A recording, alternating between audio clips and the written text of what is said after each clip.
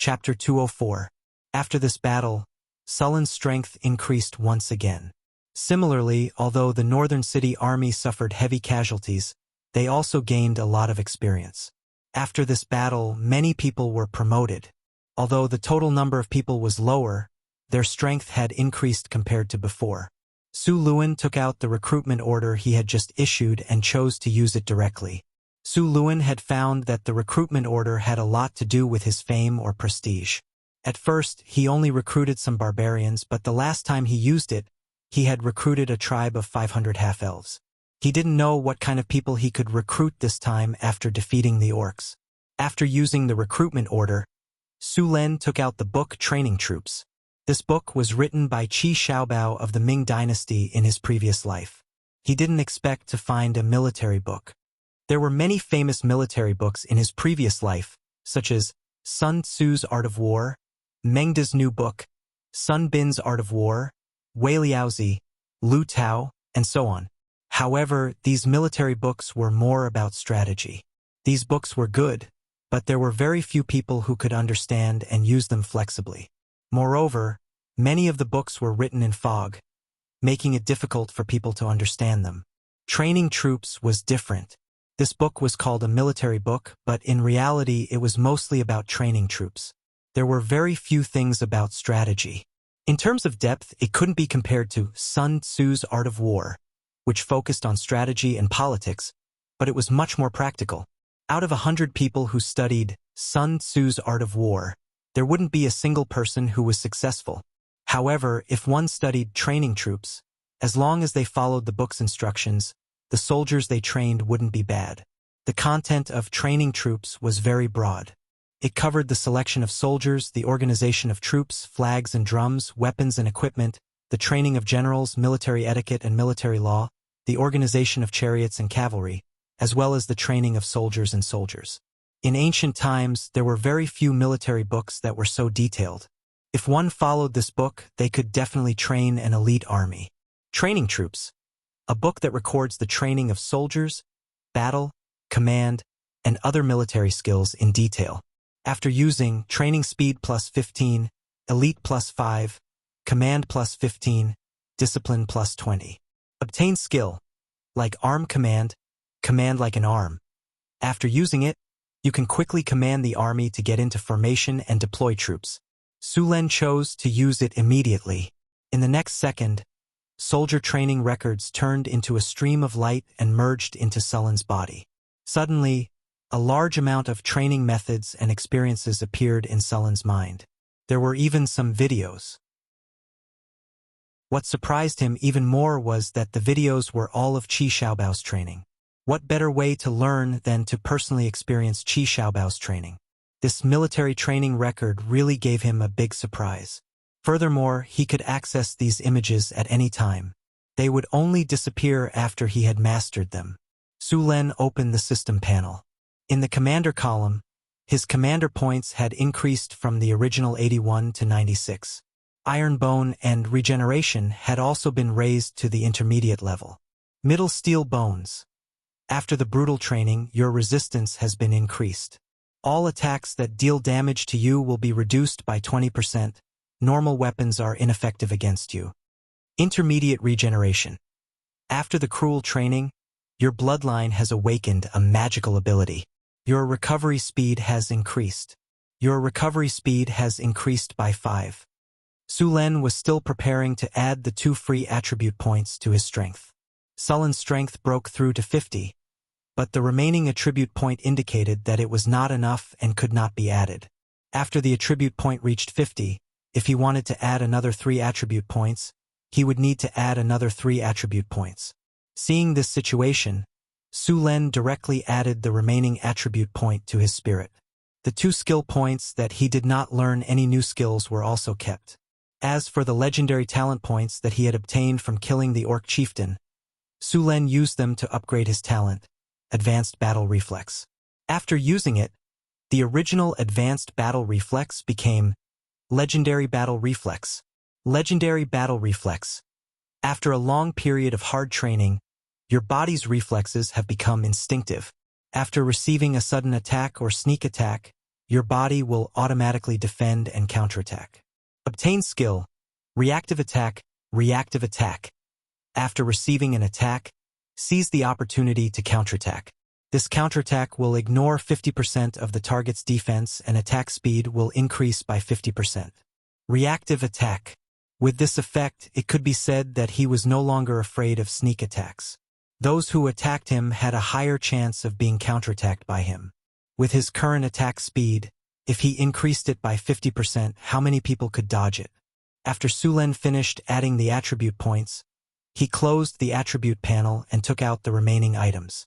There was only the Wisdom Leaf, the Reinforcement Order, and a special formation breaker. Su Lin planned to leave the Wisdom Leaf for Hathaway. This item would be more effective for her. The Reinforcement Order could be used to recruit war spirits from the other world. Now that the war was over, he did not need it for the time being. He would use it when he returned to Northern Town. The last item was the Special Formation Breaker. This was the first special troop that Su Lin had obtained. The Formation Breaker's Formation Breaker was a Tiger Formation Breaker. It looked very delicate. Formation Breaker, after using it, you can train a special elite troop of the Formation Breaker. They are brave and good at fighting. They are unstoppable. They have the determination to break through enemy lines.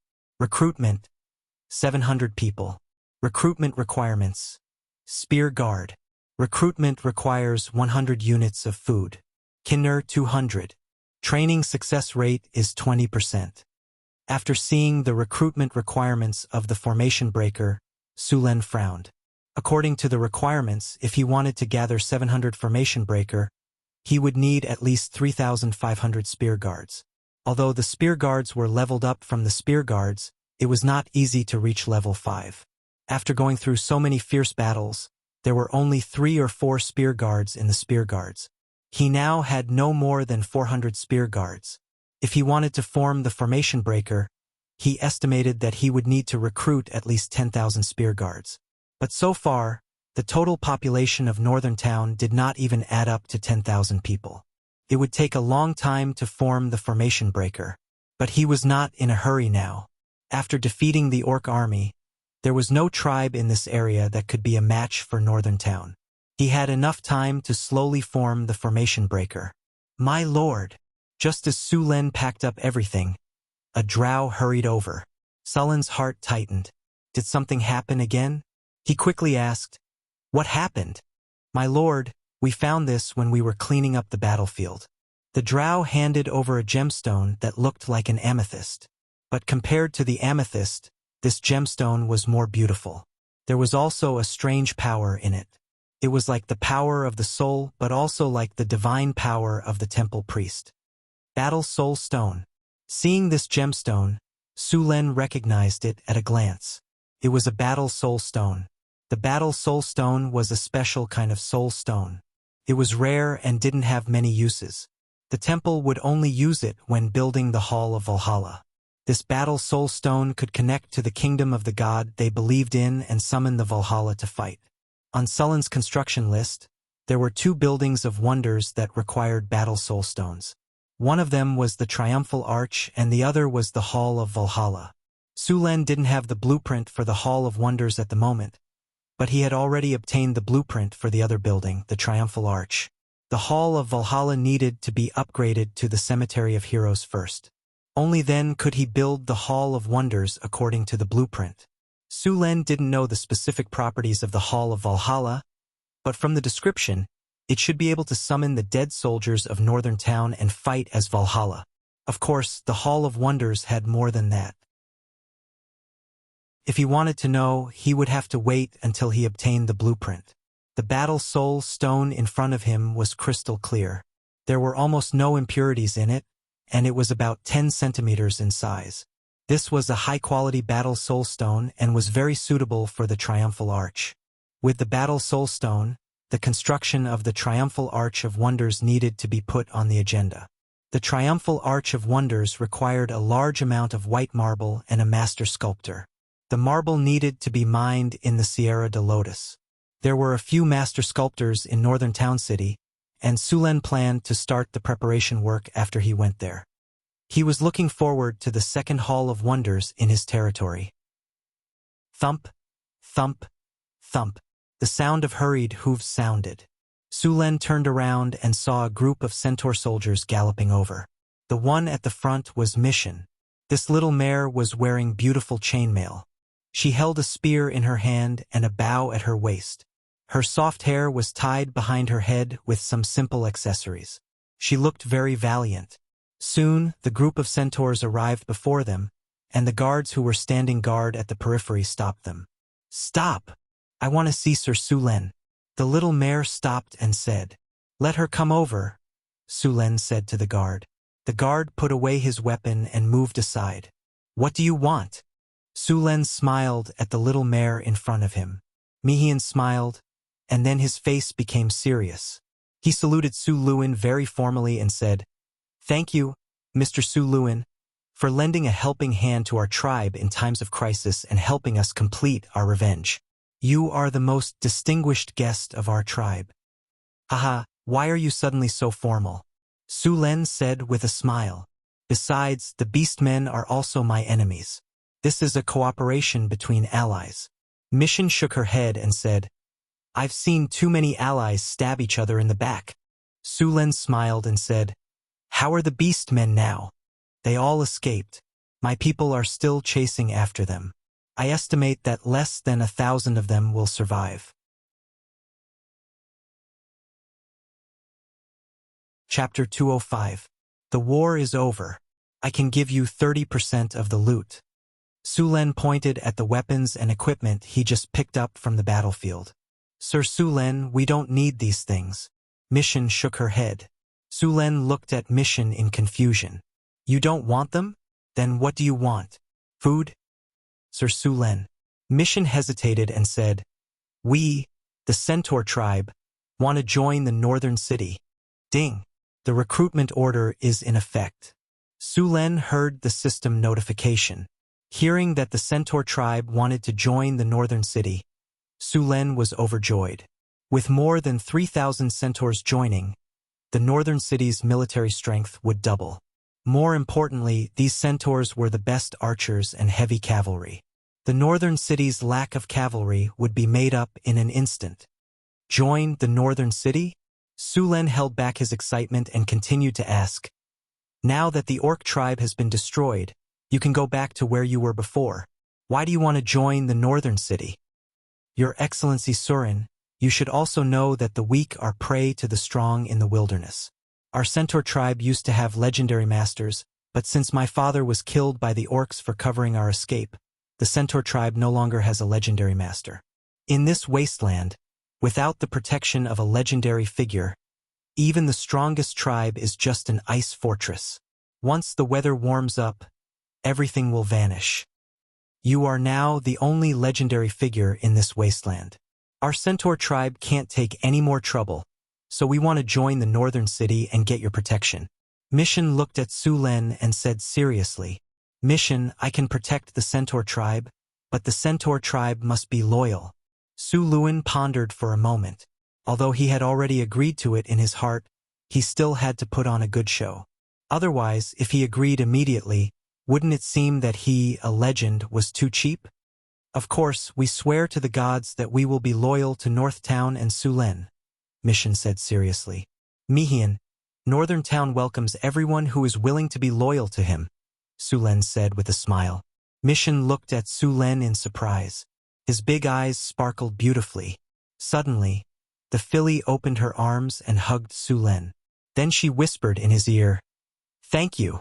Su Len suddenly felt warmth on his face. Then, the little mare let go of her hands and ran away with a smile. Su Len wiped his face. The little mare was quite big. With a chuckle, Su Len began to patrol the campsite in a good mood. "I have a little mare that I want to ride every day. If I don't ride her for a day, I'll feel anxious." The North Town city had gained a lot from this battle. Most importantly, the 3,000 centaurs had joined the North Town city. They could recruit around 1,000 centaurs, and they would become the North Town city's mobile troop. Su Len would give the rest of the centaurs a pasture. The centaurs were a nomadic tribe. They wouldn't be used to living in the city, and it would waste their talents. These centaurs were the best herders. Sulen planned to let them breed horses, cows, sheep, and other livestock. The best horses would be the military horses of northern town. The rest would be used as goods to trade with the human kingdoms. Cows were raised for animal labor, and sheep were raised for meat and fur. With the addition of the centaurs, northern town's livestock breeding would be greatly improved. Apart from the centaur tribe, the spoils of war weren't plentiful. Apart from some simple and crude supplies, there were only beastmen's weapons and equipment. However, most of the beastmen's equipment were leather armor. There were only a few pieces of iron armor, and the quality was also poor. It was too heavy and didn't have enough defense. Naturally, Sulen wasn't satisfied with this kind of armor, so they were sent back to the forge. As for the beastmen's weapons, due to their limited skills and strong bodies, they used heavy weapons. Most of them were two-handed axes or spiked maces. They were all brought back to the forge. Sulen planned to modify the leather armor into metal scale armor. Although it wasn't as good as metal armor, it was still something good in the wilderness. The beastmen left behind a lot of weapons. They were all sent back to the forge in northern town. They would be busy for the next few months. It took a day to clean up the battlefield. It also took a day to burn and bury the corpses. It wasn't until the third day that the northern town's army returned with their spoils. After the victory, Sulen had already sent people back to report. Now that the northern town's army had returned, the northern town held a grand welcoming ceremony. Sulen rode at the front of the army. Behind him were Chris, Hathaway, Karina, and the little mare Mission.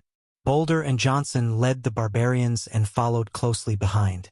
As soon as they entered the city, beautiful magic fireworks bloomed in the sky. A large number of flowers fell from the sky. A beautiful half-elf girl rushed up and put a wreath on Sulen's head. There were even more half-elf musicians playing music. The whole city was in a sea of joy. Sulen came to the central square amidst the cheers. The square was filled with soldiers and civilians. Sulen announced that the celebration would last for 3 days. After burying the ashes of the fallen soldiers in the martyrs' cemetery, Sulen returned to the Lord's castle. He didn't go to the celebration outside. The refugees and slaves usually worked hard all year round, so the celebration was a chance for them to relax. Sulen wanted to have a good rest. The celebration lasted for 3 days.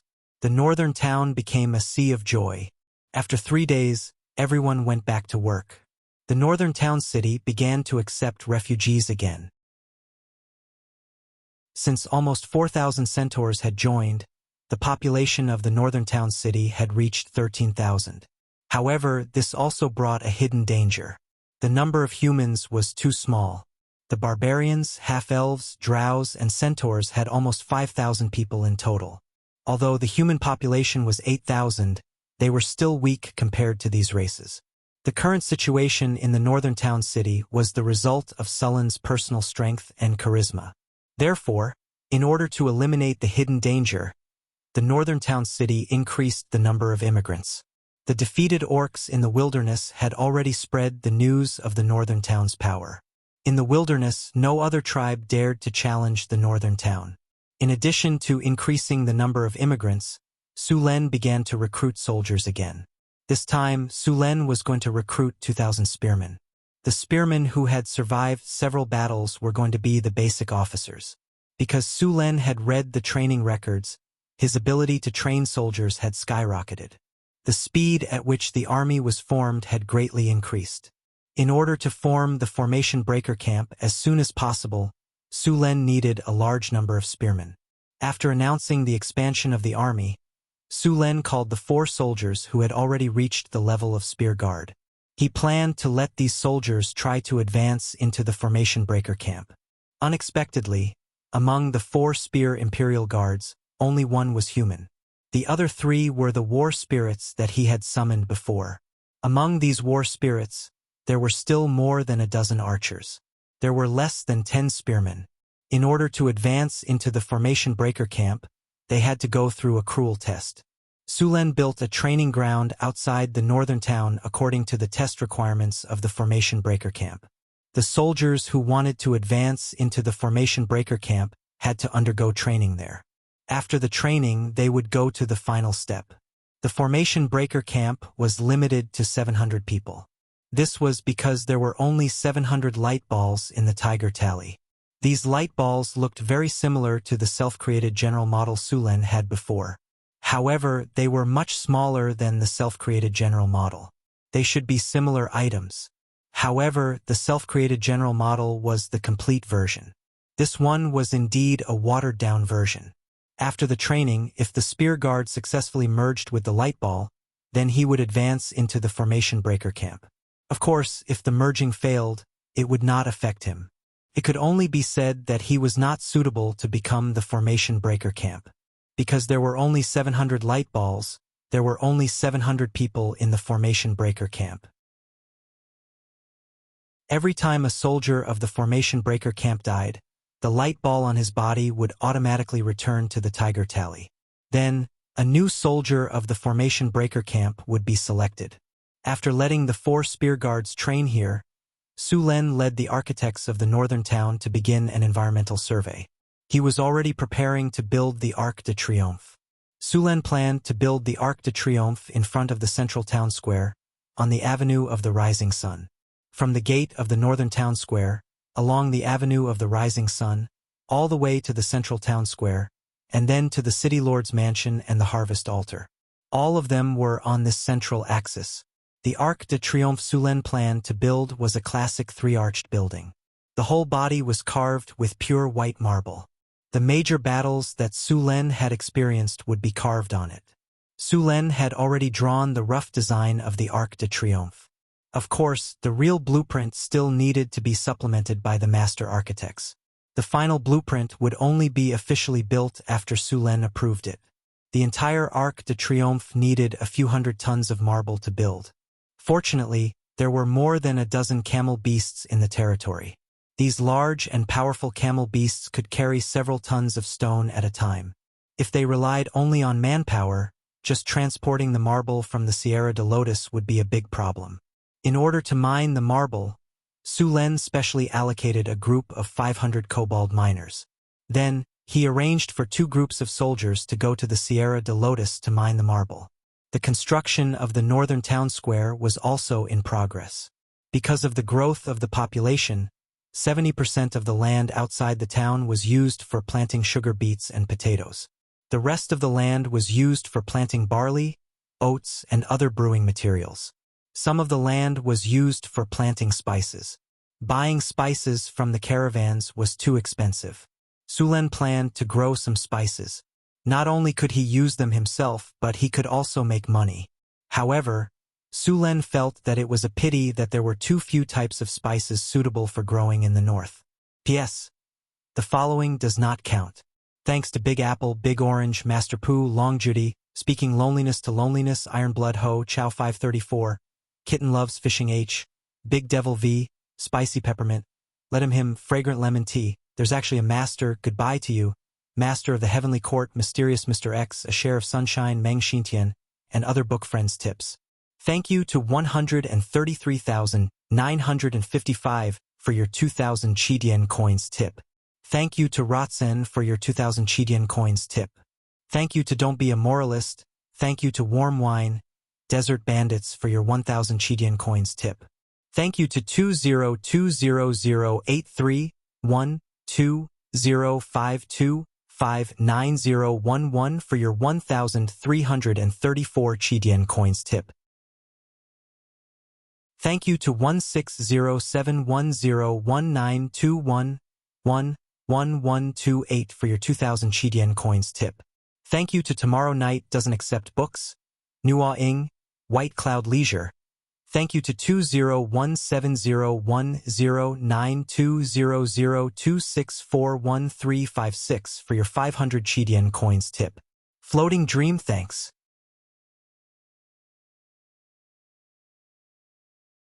Chapter 206. After confirming the location and shape of the Arc de Triomphe, the construction of the Arc de Triomphe began. Other than checking on the progress every day, Su Len went to the training grounds of the formation breaker outside the city.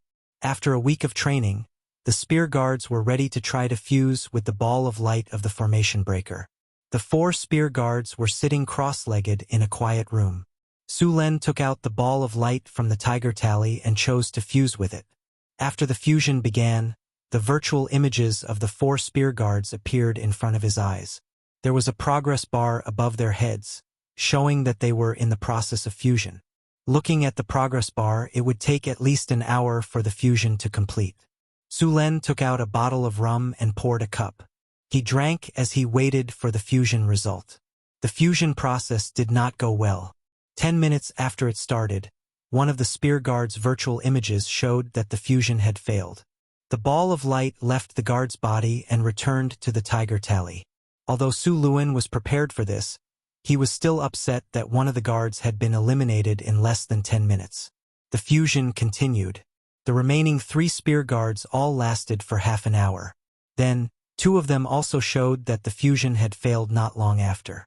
In the end, only 1 spear guard successfully fused with the ball of light of the formation breaker and became a soldier of the formation breaker. Formation breaker. The number of people at the front is 1,700. After a cruel selection from the elite spear guards, they successfully become soldiers of the formation breaker. They have a stronger body and attack power. The determination to break through the enemy lines. Death without life.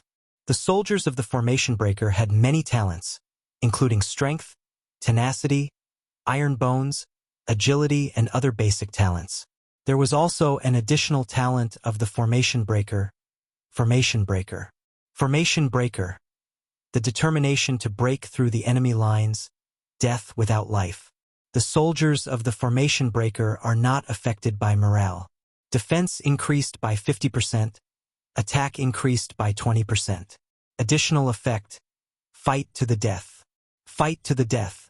As long as the commander does not give the order to surrender, the formation breaker will fight to the last soldier. After activating the fight to the death, the soldiers of the formation breaker will have their attack power increased and their defense lowered. After successfully advancing to the formation breaker, Su Len still needed to give them new equipment. According to the requirements of the system, all soldiers of the formation breaker needed to be equipped with full body armor.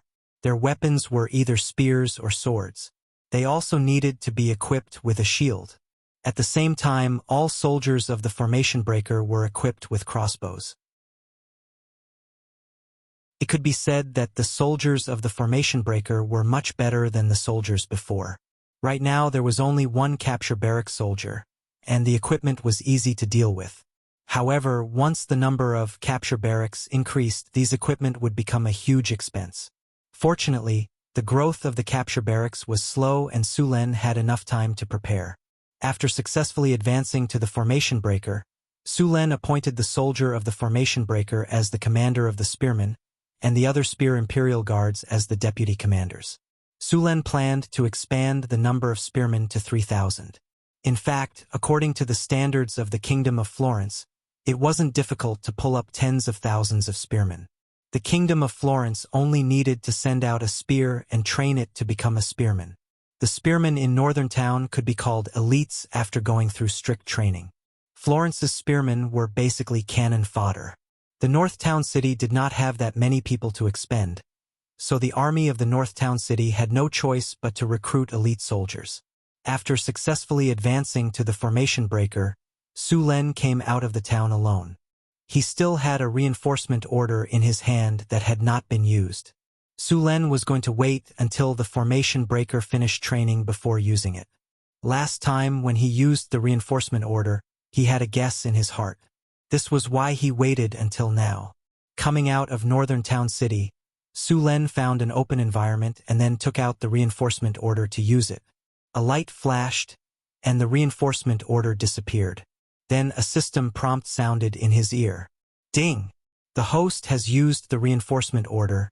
A group of soldiers is about to arrive. A space door opened and then a group of soldiers came out of the space door. The effect was the same as last time when he used the reinforcement order.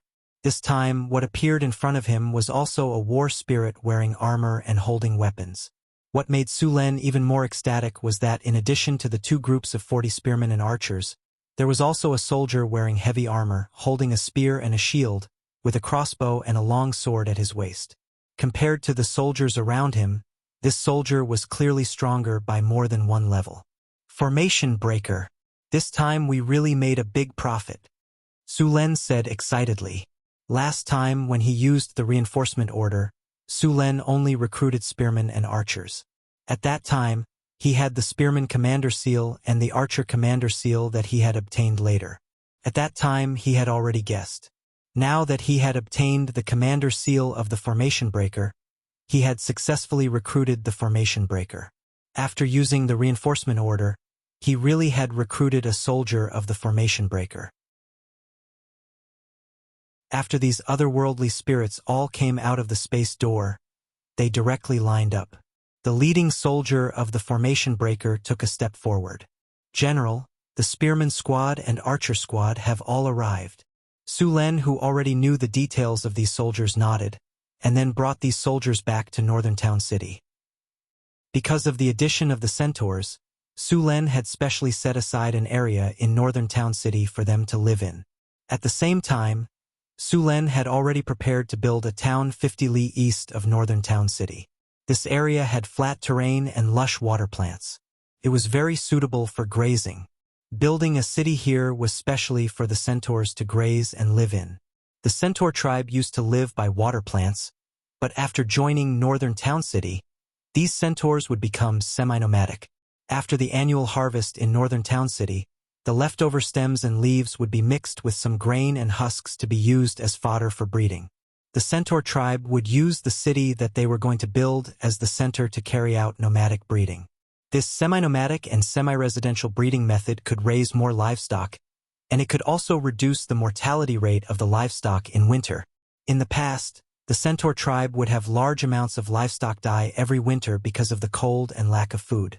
After changing their nomadic lifestyle, they would graze by water plants during the summer and return to the city after the winter was covered by ice and snow. In the city, there would be a large number of houses with good thermal insulation. At the same time, there would be a large amount of green fodder stored. In this way, not only would the livestock not die, they would even gain weight. Northern Town City was undergoing construction every day, and the soldiers were undergoing strict training. With such a large amount of exercise, they would have to eat some meat every day. Could be said that Northern Town City's food consumption was very high. The previously stored jerky and salted fish had almost been used up. Now that the centaurs had joined, Northern Town City's meat supply would no longer be tight. After the centaurs were supplied with meat, they would also receive large amounts of other living materials. After the centaurs joined Northern Town City, Su Len clearly understood their living standards. They could only make some crude ironware, and their cloth was also inferior sackcloth. When worn, they would prick the skin. They only had salt for seasoning, and food was also very scarce. Even tea leaves were only sold by Fiery Bird in recent years. As for tea leaves, the centaurs were very fond of them. The centaurs, who ate meat all year round, needed tea leaves to relieve grease and aid digestion. Although they now had Northern Town City to provide food, their fondness for tea leaves had never changed. The climate in the north wasn't suitable for tea leaves to grow. The tea leaves of Cult City were also sold from the south. In this era, the nobles liked to add milk and honey to their tea leaves. Now that they had Northern Town City's white sugar, they added white sugar to make tea that was very similar to the milk tea Su Len drank in his previous world. However, it tasted better than the milk tea in his previous world. At least the milk here was very pure. After the centaurs joined Northern Town City, Su Len placed a large number of orders for tea leaves. The price of tea leaves in the Florentine Kingdom was considered cheap, but in the northern wastelands, the price would increase by at least 50%. If they were sold to the centaur tribe from before, the price would be doubled. Even so, Northern Town City had to fork out a sum of money to buy tea leaves every month. After the centaurs joined Northern Town City, their quality of life improved by 2 or 3 levels. They didn't have to wear those prickly sackcloth. They didn't have to sleep in the open every day. Tea leaves were no longer a luxury, and their food was much more sumptuous. When the centaurs first joined Northern Town City, their loyalty was between 65 and 70. After a week, the centaurs' loyalty had reached 75. Many centaurs' loyalty had even exceeded 80. At their peak, the centaur tribe had close to 10,000 people. After a great battle, they had less than 4,000. Many of the centaurs had died. Now, most of the centaurs were women and children. There were less than 1,000 adult males. Sullen's original plan was to recruit 1,000 centaurs to form a heavy cavalry team and a light cavalry team. This way, all the centaurs' youths would be recruited. Of course, Sulen couldn't do that. After considering the centaur situation, he changed the recruitment to 400. 200 heavy cavalry and 200 light cavalry. Sulen planned to equip the centaurs with full sets of armor. It wasn't the normal armor from before. It was the heavy armor from the Florentine Kingdom's Red Dragon heavy cavalry. 200 sets of heavy armor for the centaurs were not cheap.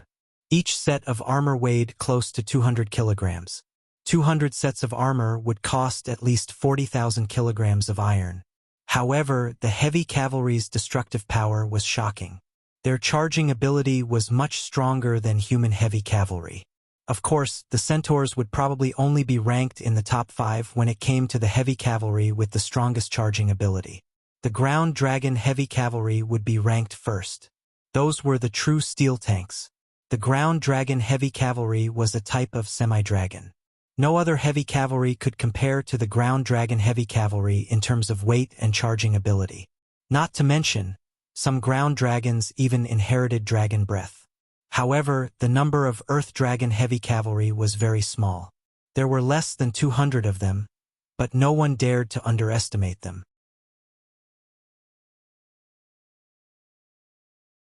Chapter 207. Other than the Drakes, there were also some countries that had formed their own mammoth cavalry. The mammoth cavalry was 4 to 5 meters tall and weighed a dozen tons. They were unstoppable when they charged. There was also the petrifying lizard cavalry formed by the drows. These petrifying lizards were almost as big as the drakes. They also had the ability to petrify. These petrifying lizard cavalry were no less troublesome than the drakes. Of course, this didn't mean that the centaur heavy cavalry was weak. On the contrary, the centaur heavy cavalry was quite strong. Although the centaur heavy cavalry was powerful, there were many factors that restricted them. The most important factor was that the number of centaur heavy cavalry was too small. The centaurs were different. As long as the northern citadel continued to develop, Sulen could easily form a centaur cavalry of a few thousand centaurs. After the centaurs joined the northern citadel, Sulen realized that the centaurs had a lot more ways to evolve. The first was the centaur herdsman, then the centaur recruit, then the centaur ranger, then the centaur elite archer, and finally the centaur marksman. The other advancement path was the centaur guard, the centaur heavy cavalry, and finally the centaur trampler. The appearance of these long-range and close-range cavalry instantly made up for Northern Town City's weakness. From now on, Northern Town City could rely on spearmen and longbowmen to fight head-on, while the centaur archers could circle around the flanks. The centaur heavy cavalry would be able to watch out for any openings in the enemy's defenses. Once they appeared, they would launch a surprise attack to break through the enemy's formation. It would be the deciding factor on the battlefield. Sullen's archers were equipped with iron scale armor with a chainmail inside. They weighed around 30 pounds, which was just right for the centaurs. They were equipped with a scimitar and a centaur longbow. The scimitar was a melee weapon that they used to chase after enemies or when enemies got close to them. Furthermore, they were equipped with iron scale armor and chainmail. These centaurs could also be used as heavy cavalry to charge into a formation. Of course, they would charge into a regular infantry formation. North Town City had captured more than 2,000 beastmen, gnolls, earth goblins, and earth goblins. The earth goblins, and gnolls were sent to the quarries and mines. Sulen planned to sell the beastmen slaves to the human world since they were quite strong. One had to know that this world advocated force. Basically, there would be buildings such as the Colosseum in every city. Every day, gladiator performances would be held there. However, ordinary gladiator performances could no longer arouse the interest of the audience. Therefore, many gladiator arenas would carry out more thrilling fights. For example, they could hunt some ferocious beasts and give the gladiators some broken weapons so that they could fight those beasts to the death. Or they could capture some other races, such as orcs, trolls, ogres, and other races, and let the gladiators fight with these races. And so on. These cruel and bloody performances are very popular among humans. There were more than 1,000 beastmen captives.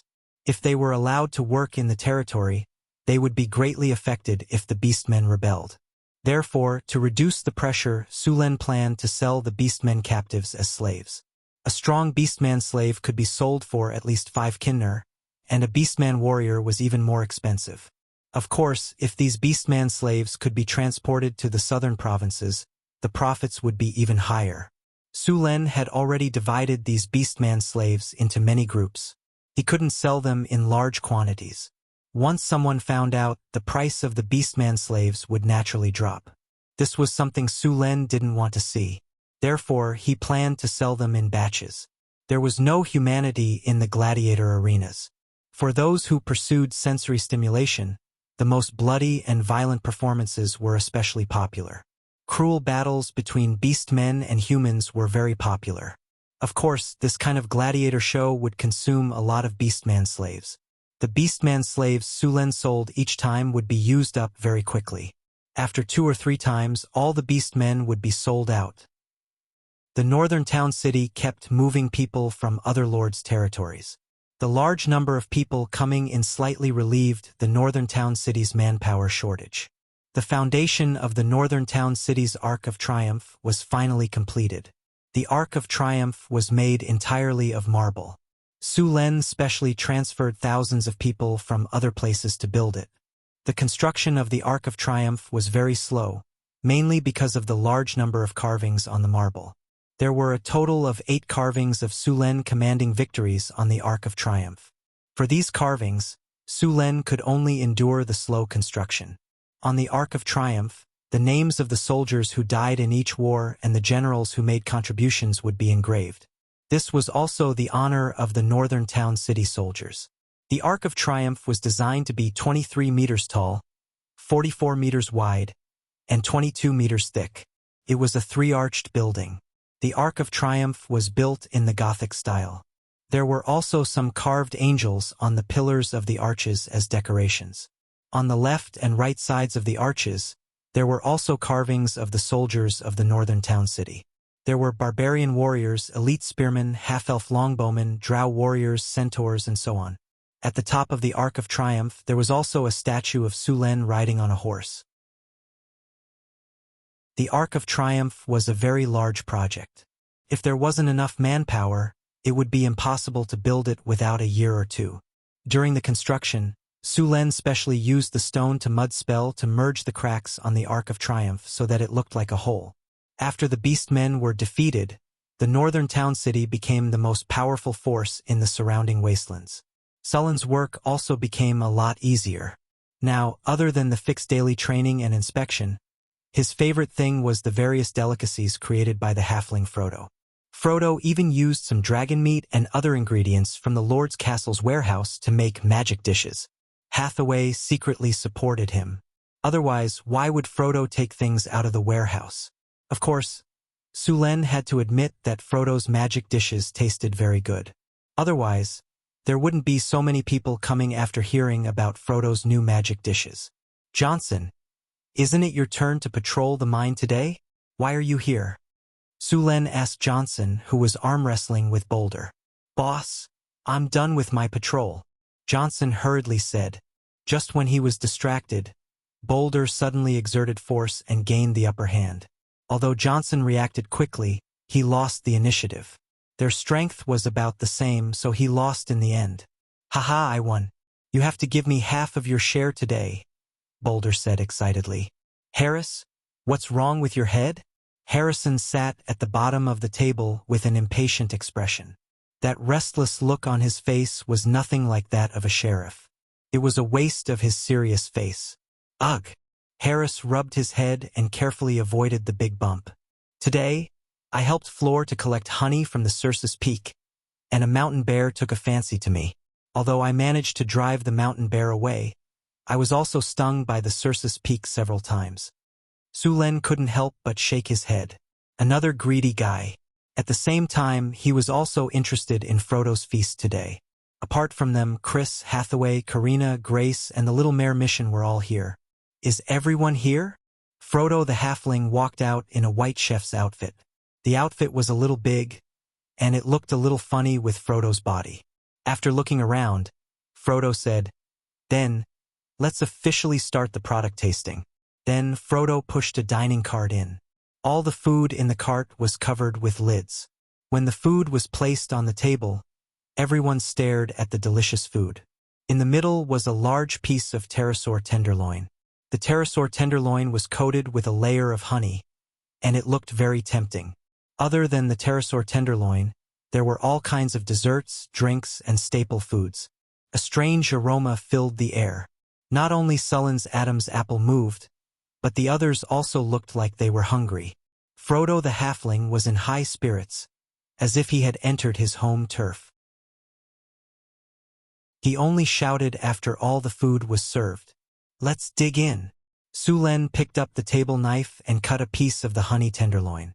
After Luen finished the first cut, the rest of the people took action at once. Both sides were fighting for more. Sullen's eyes twitched. This was the performance of his heroes. This kind of secret barbecue. Luen opened his mouth and took a bite. The barbecued tenderloin had a wonderful change as soon as it entered his mouth. Luen felt a faint ice crystal erupting in his mouth, and his whole taste buds felt cold. This was the natural characteristic of the ice Quetzalcoatlus meat. After Frodo's cooking, he could clearly feel the texture of the Quetzalcoatlus tenderloin and all kinds of magical and delicious spices. The secret pork tenderloin tasted very good. Everyone was chewing it. Luen felt the wonderful cold feeling in the barbecue meat. The tenderloin meat was crispy on the outside and tender on the inside, with a variety of spices. The honey juice drink made with purple crystal honey and ice cream tasted very good. The Little Mare mission no longer cared about her image. She took a box of ice cream and ate it. The Little Mare loved all kinds of sweets. There was also a pterosaur tenderloin next to her. Her beautiful face was red, and there was a lot of oil stains on the corner of her mouth. Hathaway controlled the wizard's hand and cut the pterosaur tenderloin into small pieces. She then enjoyed it slowly. Karina and Grace had completely lost their usual demeanor and image. Eden was also hiding in a corner and eating heartily. Len lay comfortably on the sofa. The energy in his body slowly merged with his body.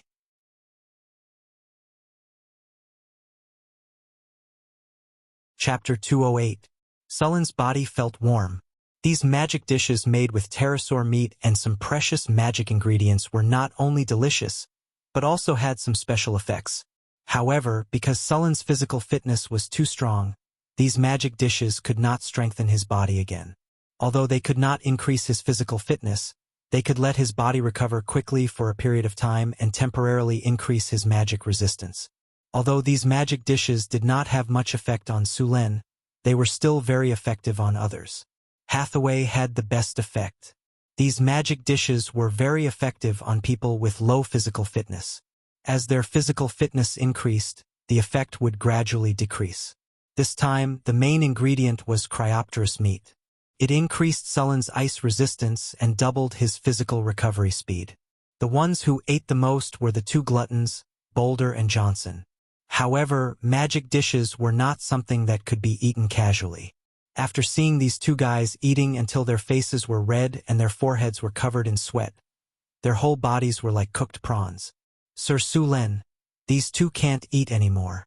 The halfling Frodo looked at the two and quickly reminded, "If they eat too much, their bodies won't be able to bear it." Len stepped forward and directly knocked out the two gluttons who were still fighting over the food. Then, he threw them to the other barbarian guards and asked them to send the two guys back. This time, the food made by Frodo was very sufficient. Although the group of people ate and drank, they still did not finish eating. However, everyone was almost full, especially the few female spellcasters. They had small appetites to begin with. "Don't waste the rest. Pack it up and take it back." Len looked at the people who were full and said, although the food was not made by him, The ingredients were provided by him. After hearing Sullen's words, the originally lazy people immediately became energetic and began to discuss the distribution of the food. Even Grace, who was always calm, did not give in. She argued until her face was red. However, they soon agreed on the distribution plan. Chris and Hathaway got the most food. The rest of them did not have much difference. Frodo was now the chief gourmet consultant of the northern town. Of course, this was recognized by Sulen. Every month, Sulen would give him some money and various magic ingredients for experiments. At the same time, he would also teach him a few new dishes. This former adventurer had been completely led astray by Sulen. Although Sulen was not a chef in his previous life, as a veteran of the foodie nation, he knew how to eat even if he did not know how to cook. In his previous life, there were 8 major cuisines and other minor cuisines. Although he did not remember all of them, he still knew dozens and hundreds of them. After distributing the food, Sulen left with Chris and Hathaway. After eating a magic dish, it was necessary to exercise. Sulen had eaten a lot, so he felt a little hot. Of course, this was a normal reaction. He was going to take Chris and Hathaway for an after-meal exercise. With a fast recovery buff, Hathaway and Chris were no match for him. However, they also had their own unique skills. For example, Hathaway's use of grease was absolutely superb. The feeling could only be described in one sentence: indulge in the smoothness of silk. As a succubus, Chris's physical fitness was much higher than Hathaway's. Her coordination was also very good. All kinds of rope skills and postures were perfect. Sulen felt that she was better. However, she was still no match for Sulen. In the end, it was Angela and Anna who came to the rescue. It was a quiet night. Since there were no other threats in the wasteland, Sulen began to prepare to build new cities around his territory. According to the current immigration rate, the city would have 50,000 people in a year at most. Other than the refugees from Florence, the city had also accepted a barbarian tribe. As the new ruler of the wasteland, Northern Town City was not as violent as the orcs. There were many barbarians living in Northern Town City, and the nearby barbarian tribes knew about it. On top of that, the living conditions in Northern Town City were quite attractive to the barbarians. The reason why the barbarians did not submit was because they knew the rise of the city would alert the other 2 large tribes in the wasteland. There would be a great battle when the time came. No one had high hopes for the city back then. No one had expected the situation to suddenly change. No one had expected the orcs to be defeated by the city after defeating the Centaur tribe. Then, the remnants of the Centaur tribe directly joined the Northern Citadel. The Northern Citadel became the only overlord in the wilderness. The other tribes naturally knew what to do. However, these tribes weren't as important as those who had fought alongside the Northern Citadel, so Suluin didn't treat them well. In other words, if they wanted better treatment, they had to contribute to the city. It was the foundation of the city. After the first barbarian tribe submitted and was accepted, the other barbarian tribes were also moved. There were not many large tribes in the wasteland, but there were countless small tribes with 100 or 200 people. These small tribes were always in a precarious situation.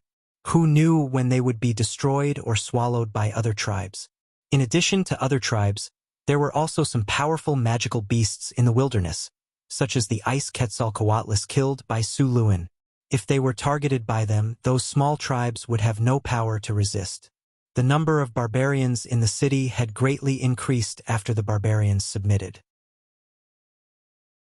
Although these barbarian tribes only had 100 or 200 people, they were still a lot. Soon, the number of barbarians in the city had exceeded 1,000, and the growth did not slow down at all. Sulen ordered the army to start recruiting barbarians. He was going to use them to form a heavy infantry. Although the barbarians had the disadvantage of being uncontrollable after going berserk, they were still very useful for attacking. The Kingdom of Florence did not want to use the barbarians because of the high cost and high casualty rate. They were expensive consumables. However, the barbarians in the city were not consumables. The existence of the system had increased the barbarians' leveling up speed. They only needed to level up a few times, and they would be able to suppress most armies. If they were equipped with armor and weapons, their casualty rate would be very low. The city could afford it. Chris, how much money do we have left in the treasury? How many resources do we have? Sulen asked after signing an order.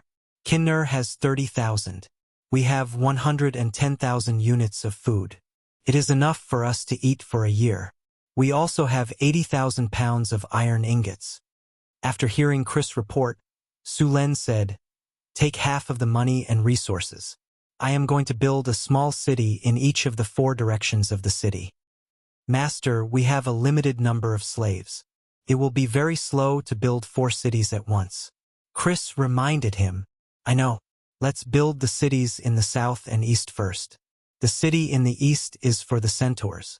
They will send some people. Then we will go to the wilderness and capture some slaves. We will send some more people over. They need to raise livestock. It doesn't matter if the infrastructure is not good. The housing and livestock pens must be good." Sulen said with a smile, "Let's move the refugees from the northern provinces to the city in the south next month. At the same time, send out a 500-man army and some slaves to build the city. We will try to build the houses and walls before winter comes. Also, send the newly formed army out for actual combat training. At the same time, capture the slaves." Chris recorded Su Luan's request and assigned it to others to carry out later. "Master, if we capture slaves on a large scale, we will run out of food quickly." Chris said worriedly after doing some calculations. "Don't worry about that. In a month and a half at most, the food in the city will be ripe again. I can't guarantee meat, but we will have enough potatoes. The slaves will be lucky if they have something to eat. Compared to their lives before, I think I am too kind. Come to think of it, what did the kobolds, gnomes, and other monsters in the wasteland eat? Wild vegetables, insects, plant roots, other animals, and other goblins. They were always hungry and hungry."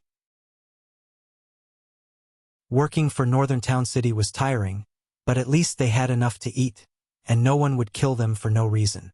The construction of the new town quickly began. All kinds of money, resources, and manpower began to be transferred. The first to move were the centaurs. They were looking forward to the construction of the new town. At least with the protection of the city walls, they would have more time to react if they were ambushed again. The construction of the city in the south also started. The new city was about 50 miles south of the city. It was not too far away.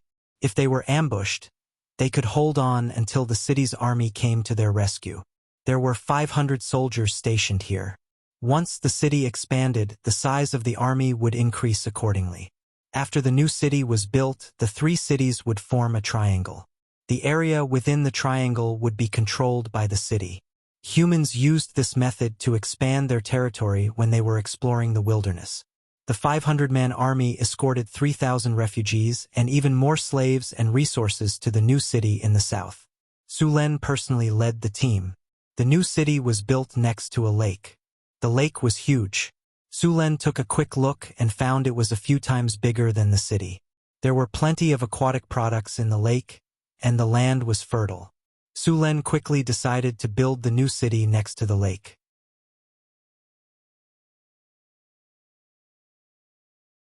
Chapter 209. The new city was located on a slope on the north bank of the lake. The view was broad, the land was fertile, and there were water veins underground.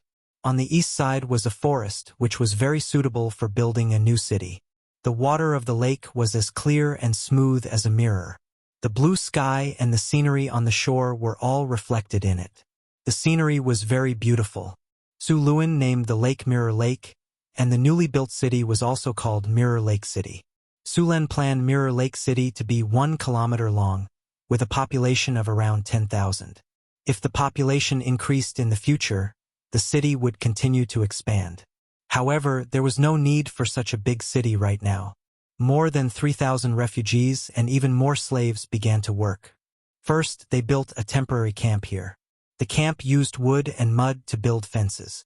When the fences were finished, Sulen would cast mud to stone on them.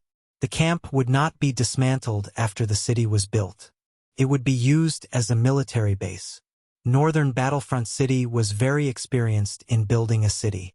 After confirming the location of the city, the slaves began to clear the stones and weeds in the area. Some of the higher areas had to be leveled, and the lower areas had to be filled with soil. They also cleared the weeds and trees in the area. Mirror Lake was not small. It was roughly circular with a diameter of about 3 kilometers. There were many fish living in it. After confirming the safety of the area, the dock and fishing boats would be built immediately. Then, they would arrange for fishermen to fish and provide food for the territory. The next morning, the sun was not yet up, and the lake was very humid. There was a thin layer of fog in the morning. Although it was almost summer, the early morning in the wilderness was still a bit chilly. The birds that woke up early chirped and began to look for food. There were a few drops of dew on the grass. Sulen washed his face with the cool lake water, dispelling the hazy sleepiness. He had gotten used to the soft velvet bed in the castle and the smooth skin of the half-elven maids. He did not sleep well last night. It was easy to go from frugality to extravagance, but it was difficult to go from extravagance to frugality. Breakfast was bacon and stewed potatoes. Although he did not bring the maids, he still brought the chef. The chef's skills had improved a lot under Frodo's tutelage. Although Frodo often complained that these people were as stupid as swine beasts, they were actually very good at cooking. The bacon was beef, mixed with onions, wild vegetables, and mushrooms that were commonly found in the wilderness. The fragrant meat broth emitted an alluring aroma that could awaken one's digestive system. This was the most common method of cooking in Northern Town City. After all, there were so many potatoes here. Sulen took a piece of black bread and heated it up. Then, he tore it into small pieces and threw them into the broth. The fragrant and delicious broth softened the originally dry and hard black bread. After swallowing the soft bread and the hot broth together, a warm feeling enveloped his body. His stomach, which was rumbling with hunger, also felt satisfied. The soft stewed beef was paired with some vegetables, and the taste was not bad. The potatoes were soft and glutinous.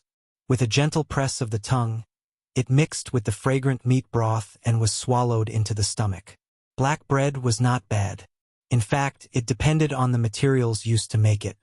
Back in Kalen City, most merchants sold black bread with a lot of bran, pebbles, and even wood shavings, so the price was very low. It only cost 2 coppers. This kind of bread was a little soft when fresh out of the oven, but it could be used as a weapon after cooling down. The black bread made in Northern Town City was not like this. There were no wood shavings, pebbles, or other random things in it. The good thing about black bread was that it was easy to store. Northern Town City made a lot of black bread to use as dry rations. After breakfast, Sulen led the soldiers of Northern Town City to patrol around Mirror Lake. The morning breeze blew away the mist, and the soft sunlight shone down. A thin layer of mist surrounded Mirror Lake in the early morning. It was like silk, faintly discernible, reflecting the surrounding scenery. It was like a fairyland. Sulen left 400 soldiers to protect the camp. He personally led 100 people to explore the surrounding environment. Sulen was not familiar with Mirror Lake, but with such an abundant water source, there must be many tribes living nearby. In addition to these tribes, Sulen also wanted to make sure there were no powerful magic beasts living nearby. He needed to clear out the dangers around Mirror Lake City in advance. Not long after, a faint sour smell floated in the air. It smelled like excrement or green bubbling sewage. Sulen frowned. He was very familiar with this smell. Many goblins, kobolds, and gnolls had this smell in their territories. Soon, the scouts at the front came back with news. "Sir, the scouts have reported that they found a kobold tribe of over 1,000 people in the eastern forest." A soldier hurried over to report. "Over 1,000 people. Mirror Lake City just happens to be short on manpower. Bring some people with me to capture these kobolds," Sulen said directly. Half of the 100 soldiers he brought with him were new recruits. Even so, new recruits were enough to deal with monsters like the kobolds. Sulen brought the scouts closer to the kobold tribe. The kobold tribe was located in the forest. These kobolds had gathered a lot of wood and mixed it with mud and hay to build some low shacks. There were pits in the shacks. These half-underground shacks had better insulation. The pits were where they lived.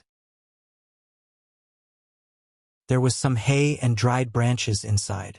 Some even had a few pieces of dirty fur or black cloth. There were 2 or 3 kobolds in each shack. Sulen frowned as he endured the suffocating smell. Every time he came to the natives' camp, Sulen felt like he was being attacked by a biological weapon. Northern Battlefront City was very experienced in dealing with kobolds. First, the longbowmen would fire 2 rounds of arrows. Then, the barbarians in heavy armor would charge and break through the kobolds' defense line. Then, the spearmen would form a formation and attack. If they were defeated in 1 round, then they would chase and capture slaves. If they were not defeated, then they would attack again. When a large group of people approached, no matter how well they hid, they would still make a lot of noise.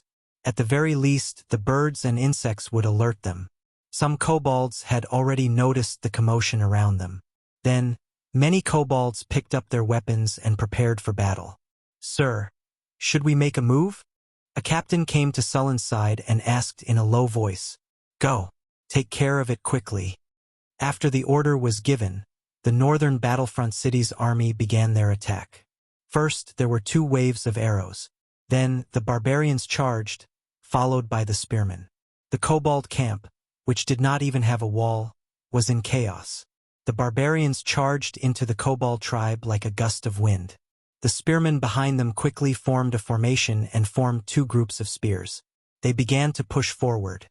The soldiers of northern Battlefront City were a lot stronger than these kobolds.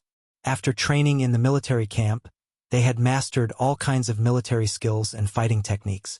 After being strengthened by the system, even the new recruits were quite strong. As long as they went on the battlefield a few times and killed some kobolds, goblins, and gnolls, they would quickly level up. Among all the classes in Northern Town, the human spearmen gave the lowest experience points. The other classes, such as archers, barbarian warriors, centaur knights, half-elf longbowmen, and drow warriors, had more experience points than him. Of course, their overall stats were also the lowest. Of course, for the army, besides personal strength, discipline was more important. Pure bravery and violence were not popular in the army. This was also why the barbarians in northern Battlefront City always formed their own teams. When the barbarians fought, all their formations would be messed up. Although the barbarians were strong, if Sulen really had to choose, he would choose the weaker spear guard. Moreover, the spear guard could also advance into the formation breaker. The formation breaker's strength was no weaker than the barbarian berserkers. Compared to the berserkers, they were more disciplined. After the 700 formation breaker soldiers formed a formation, even if the barbarian berserkers had twice the number of soldiers, they could still win. Over the years, the Kingdom of Florence had fought against the barbarians, orcs, and gnolls in the north. They did not rely on individual bravery. In battles with less than 1,000 people, the Kingdom of Florence lost more than they won. However, when the number of barbarians reached tens of thousands, the result was basically a huge victory for the humans. The kobolds who had not fully woken up from their dreams were attacked by a rain of arrows. Before they could react, the barbarians rushed up like a meat grinder. The kobolds who had just climbed out of their shacks were immediately slaughtered mercilessly. The charging barbarians and the iron armor on their bodies weighed more than 300 pounds. Coupled with the impact, some kobolds were directly knocked away like ragdolls. Many kobolds' chests were directly broken. Even more kobolds were chopped in half by giant axes. After seeing the northern Battlefront City soldiers slaughtering the kobolds like vegetables, the kobolds quickly fled in panic. The soldiers of the northern Battlefront City began to capture slaves. After the battle, the number of kobolds who died was at most over 100. Half of the remaining kobolds escaped, and the rest were all captured. In the next 2 days, Sulen led the soldiers of the northern Battlefront City to sweep the area around Mirror Lake. In the end, they captured more than 3,000 slaves and came here to reclaim the land. In addition to the slaves from the northern Battlefront City and the refugees, there were now more than 10,000 people gathered in Mirror Lake City. The construction of Mirror Lake City began with the city walls. Because there was a lack of stone around Mirror Lake City, they used rammed earth walls. After the brick kiln factory was built, they would wrap the rammed earth walls with a layer of bricks. Mirror Lake City was close to Mirror Lake, so there was an abundance of water. The surrounding land was fertile and very suitable for farming. In the future, large amounts of farmland would be cultivated here. No matter which era it was, food was very important. The construction of Mirror Lake City would take a long time, so Sulen would stay here for a long time.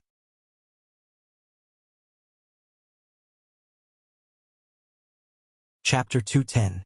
Northern Garrison City was already very familiar with how to enslave kobolds and goblins. They would select some kobold supervisors and goblin supervisors from these slaves and give them slightly better treatment. These people with vested interests would then help Northern Garrison City oppress the other slaves. Tens of thousands of people worked together on the construction site, and the progress of the project was quite good. Mirror Lake City's walls were built using rammed earth, and the height was only 6 meters. The higher the rammed earth walls were built, the larger the layer of earth below. The amount of work required to build a 10-meter-high wall was more than double that of a 6-meter-high wall. A 6-meter-high wall could already block the vast majority of wasteland monsters. The remaining 6-meter-high walls wouldn't be able to block them. Even if you built a 10-meter-high wall, it still wouldn't be able to block them. Therefore, they built a 6-meter-high wall. Speaking of which, the difficulty of building a rammed earth wall wasn't low. The foundation of the wall was made of rock, and Sulen directly used the mud to rock spell to turn the rammed earth foundation into rock. The amount of work required to build a 4-kilometer-long wall foundation wasn't small. Fortunately, it wasn't built in one go. The rammed earth used for the wall wasn't casually dug up. The excavated earth needed to be filtered first, and the stones and other debris inside were picked out before the earth was steamed. This was done to kill the grass seeds, insect eggs, and other things inside. After that, the steamed earth was used to tamp the earth layer by layer. Although the wall made this way couldn't compare to rock, it was still very hard. In Sullen's previous life, he read a historical record about ancient city building. In it, there was a city called Tongwan City. In order to build this city, the walls were built using glutinous rice juice, white silt, sand, and slaked lime mixed with a certain proportion of cooked earth. Moreover, what made people's scalp numb was the strictness of the construction supervisor. During the inspection, the soldiers were to use iron awls to pierce the wall. If they could pierce an inch into the wall, then they would kill the worker who built the wall and fill the wall with their corpses. If they couldn't pierce the wall, then they would kill the soldier. This city became a famous city at that time. Even in his previous life, 1,000 years later, more than half of the ruins of Tongwan City were still preserved. Of course, this sturdy city did not protect the dynasty. 9 years after Tongwan City was completed, it was attacked and occupied by other countries. Mirror Lake City's rammed earth walls were naturally not that extravagant. Sulen did not have a large amount of glutinous rice to build a city, but they did transport a batch of lime from Northern Town City. Then, they mixed the lime and steamed earth according to a certain ratio to build the city. While Mirror Lake City was being built, the soldiers weren't idle either. Although Mirror Lake City had been cleaned up, there were still tribes from the surrounding areas that were migrating there. This way, not only could these soldiers be used for training, they could also continue to provide slaves for Mirror Lake City. Sulen didn't go there again except for a few days ago when he took the soldiers to wipe out a few tribes. This level of battle was too easy, and there was no challenge at all. Sulen just left it to the soldiers to deal with. Then he asked the craftsman to make a boat for him and went fishing on Mirror Lake.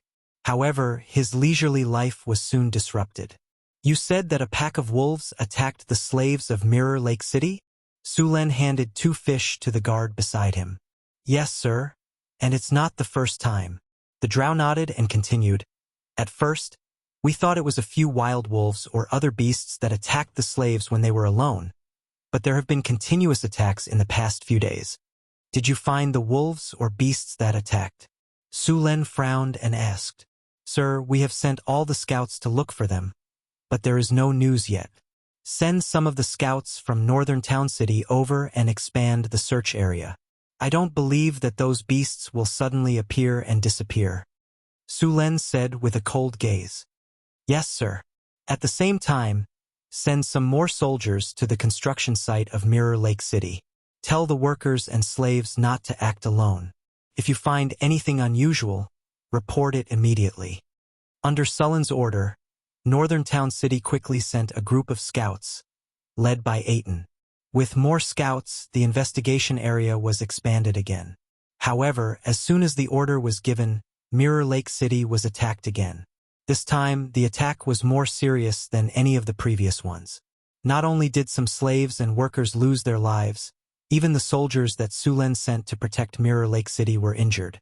4 spearmen from Northern Town City died from the attacks of the beasts. Moreover, the continuous deaths had seriously affected the construction of Mirror Lake City. The situation was very serious. Northern Town City's soldiers had cleared out so many tribes in Mirror Lake City without any deaths, but they were killed by some beasts. Sullen's face was as cold as ice. At first, Sulen thought it was just some normal beasts attacking, but now even 4 of Northern Town City's soldiers had died.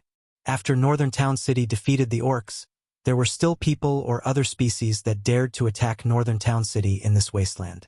They were challenging Northern Town City's bottom line. Sulen was ready to give these people the harshest blow. The construction of Mirror Lake City couldn't be stopped, so Sulen sent some barbarian warriors and heavy armored spearmen to guard the city. These barbarian warriors and heavy armored spearmen were much stronger than normal soldiers. With these soldiers guarding the city, the attacks finally stopped. The attacking beasts seemed to have sensed the strength of these barbarian warriors, so they didn't continue their sneak attack. The barbarian Great Axe Berserkers who had reached the 3rd grade were very powerful. These barbarian warriors who had grown up through cruel and bloody battles were all elites among elites. Although they liked to go berserk and not listen to commands, they still had a strong sense of danger. With the danger sense talent, although the barbarians would charge every time they went berserk, in reality, there weren't many attacks that could really damage them. On one hand, he sent out barbarian warriors to guard the city. On the other hand, he sent more scouts to investigate the surroundings. Construction site of Mirror Lake City. The workers started to get busy again. The fastest part of the city wall was already 3 meters tall. Large amounts of slaves brought up the soil that had been mixed and then tamped it down bit by bit. A small official in charge of the construction of this part of the city wall hurried over. "My lord!" The person in charge of the construction of the city wall, who was around 30 years old, came over and bowed. Sulen didn't stop. He waved his hand and signaled for them to get up. "Where is the location of the attack? Take me there." "Please follow me," the official said respectfully. Near the construction site of the city wall, there was a wooden house. The group quickly walked over. This should be the place where the manager and soldiers rested. Soon, the group arrived at the small room. The bodies of the 4 spearmen were placed to the side. Sullen's face was cold. He walked forward and lifted the white cloth on the bodies, revealing the hideous corpses underneath. The corpses were still intact, but the wounds were hideous. There was a large hole in the iron scale armor, and the neck was badly mutilated. Sharp claws and teeth, like to sneak attack. After looking at the corpses for a while, Sulen said in a deep voice, "Although the iron scale armor's defense is not as good as iron armor, the beast must be very strong to be able to damage it to this extent. Ordinary beasts don't have such strength, and these soldiers didn't even fight back. Obviously, they are very good at disguising and sneak attacks, and they are very fast. The 4 soldiers died suddenly in a short period of time. It's very likely that there was more than one attacker. It seems that we have some magic beasts here." Sulen wasn't too worried about magic beasts. Although they were very powerful and had magic and were very dangerous, as long as they could be killed, the rewards were also very high. The meat of magic beasts had some magical effects, and the fur of magic beasts was very valuable. There were also some other things. In short, magic beasts could be said to be full of treasures. Many times, humans would organize people to hunt magic beasts. This industry was much more dangerous than being a mercenary. There were many magic beasts in this world. Some magic beasts were bred from generation to generation, and some magic beasts were the result of mutation of ordinary beasts. After mutation, the beasts might become larger in size, or they might have some ability to control elements, or both. Sulen wasn't worried about magic beasts. As long as they dared to appear in front of him, he was confident that he could kill them. As a legendary figure, he had this confidence. After eating a simple meal, Sulen sent out more scouts to investigate. He himself stayed at the construction site and waited quietly. Soon, the scouts brought back some new news. Some wolves were found in the forest northeast of Mirror Lake, but they were just ordinary beasts. Soon, night fell, and all the workers and slaves began to return to the camp. Some of the slaves couldn't live in the camp, so they could only live behind the walls of Mirror Lake City. In the past, they used to take turns to work at night, but after the attack, they stopped working at night. With the presence of the barbarian warriors, the attackers didn't appear. They obviously had a high command, and it wouldn't be easy to catch them. If the barbarian warriors kept guarding here, it was very likely that they wouldn't appear. Sulen didn't want to keep the barbarian warriors here, so he planned to let the barbarian warriors go back, and he would stay here and wait for the attackers to appear. After letting the barbarian warriors leave, Sulen hid behind the city wall and closed his eyes to sleep. Time passed, and the attackers didn't appear. Sulen didn't rest. With his current physical condition, he wouldn't have a problem even if he didn't sleep for a few days. The night grew darker, and the night wind blew, bringing with it a whining sound. Some of the bonfires in the camp were gradually extinguished. It was close to 2 in the morning. This was the time when people were the most sleepy, and also when their defenses were the most lax. Just then, Su Luan, whose eyes had been closed, suddenly opened his eyes. A flash of lightning flashed across his eyes.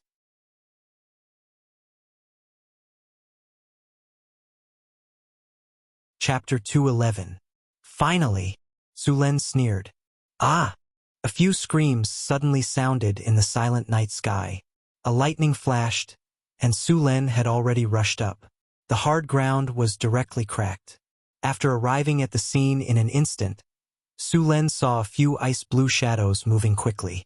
In the blink of an eye, they pounced on Sulen. Their sharp claws flashed with cold light as they grabbed at Sulen's neck. The chill made Sulen's skin tighten. He exerted force on his feet, and his body that was originally rushing forward suddenly stopped. The lightning on the purple dragon halberd in his hand surged, and a dazzling lightning was drawn in the darkest time before dawn. Bang! The lightning exploded, and the several ice-blue shadows that had rushed towards Su Luan were sent flying backwards at a faster speed than before. The shadows rolled on the ground and stood up again. At this time, Sulen finally saw the appearance of these attackers. These attackers were tall and very similar to wolves, but their fur was ice blue. They were at least 1.5 meters tall at the shoulder and more than 2.4 meters long. Their claws and teeth were sharp, and there were some ice crystals that appeared when they breathed. Winter wolves! Sulen's eyes flashed. He had already recognized these giant wolves.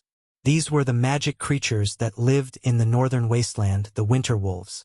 They were also the most dangerous of all the wolf creatures. Not only were they big, but they could also use ice spells.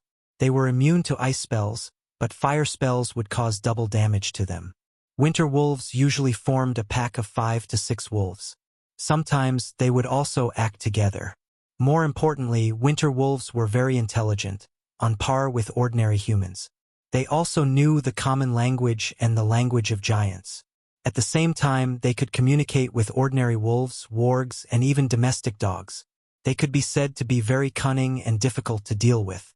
Adventurers who came to the northern wastelands had also fallen into the traps of the winter wolves. These cunning winter wolves, who knew the common language, would even shout, "Help!" to attract humans. Often, careless adventurers would fall into their traps.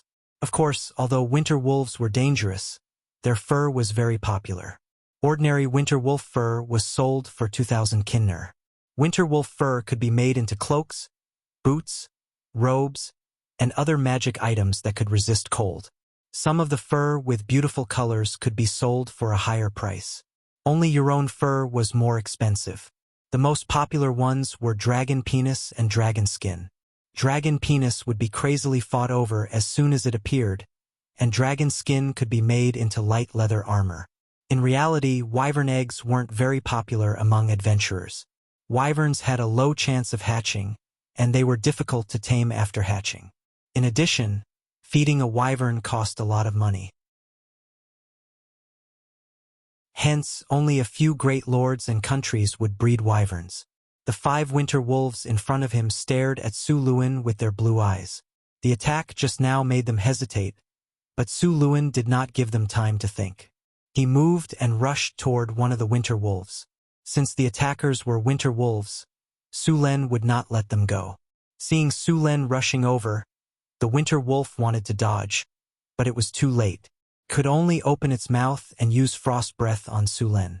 The other winter wolves saw Sullen's attack and did not hesitate to attack Su Len.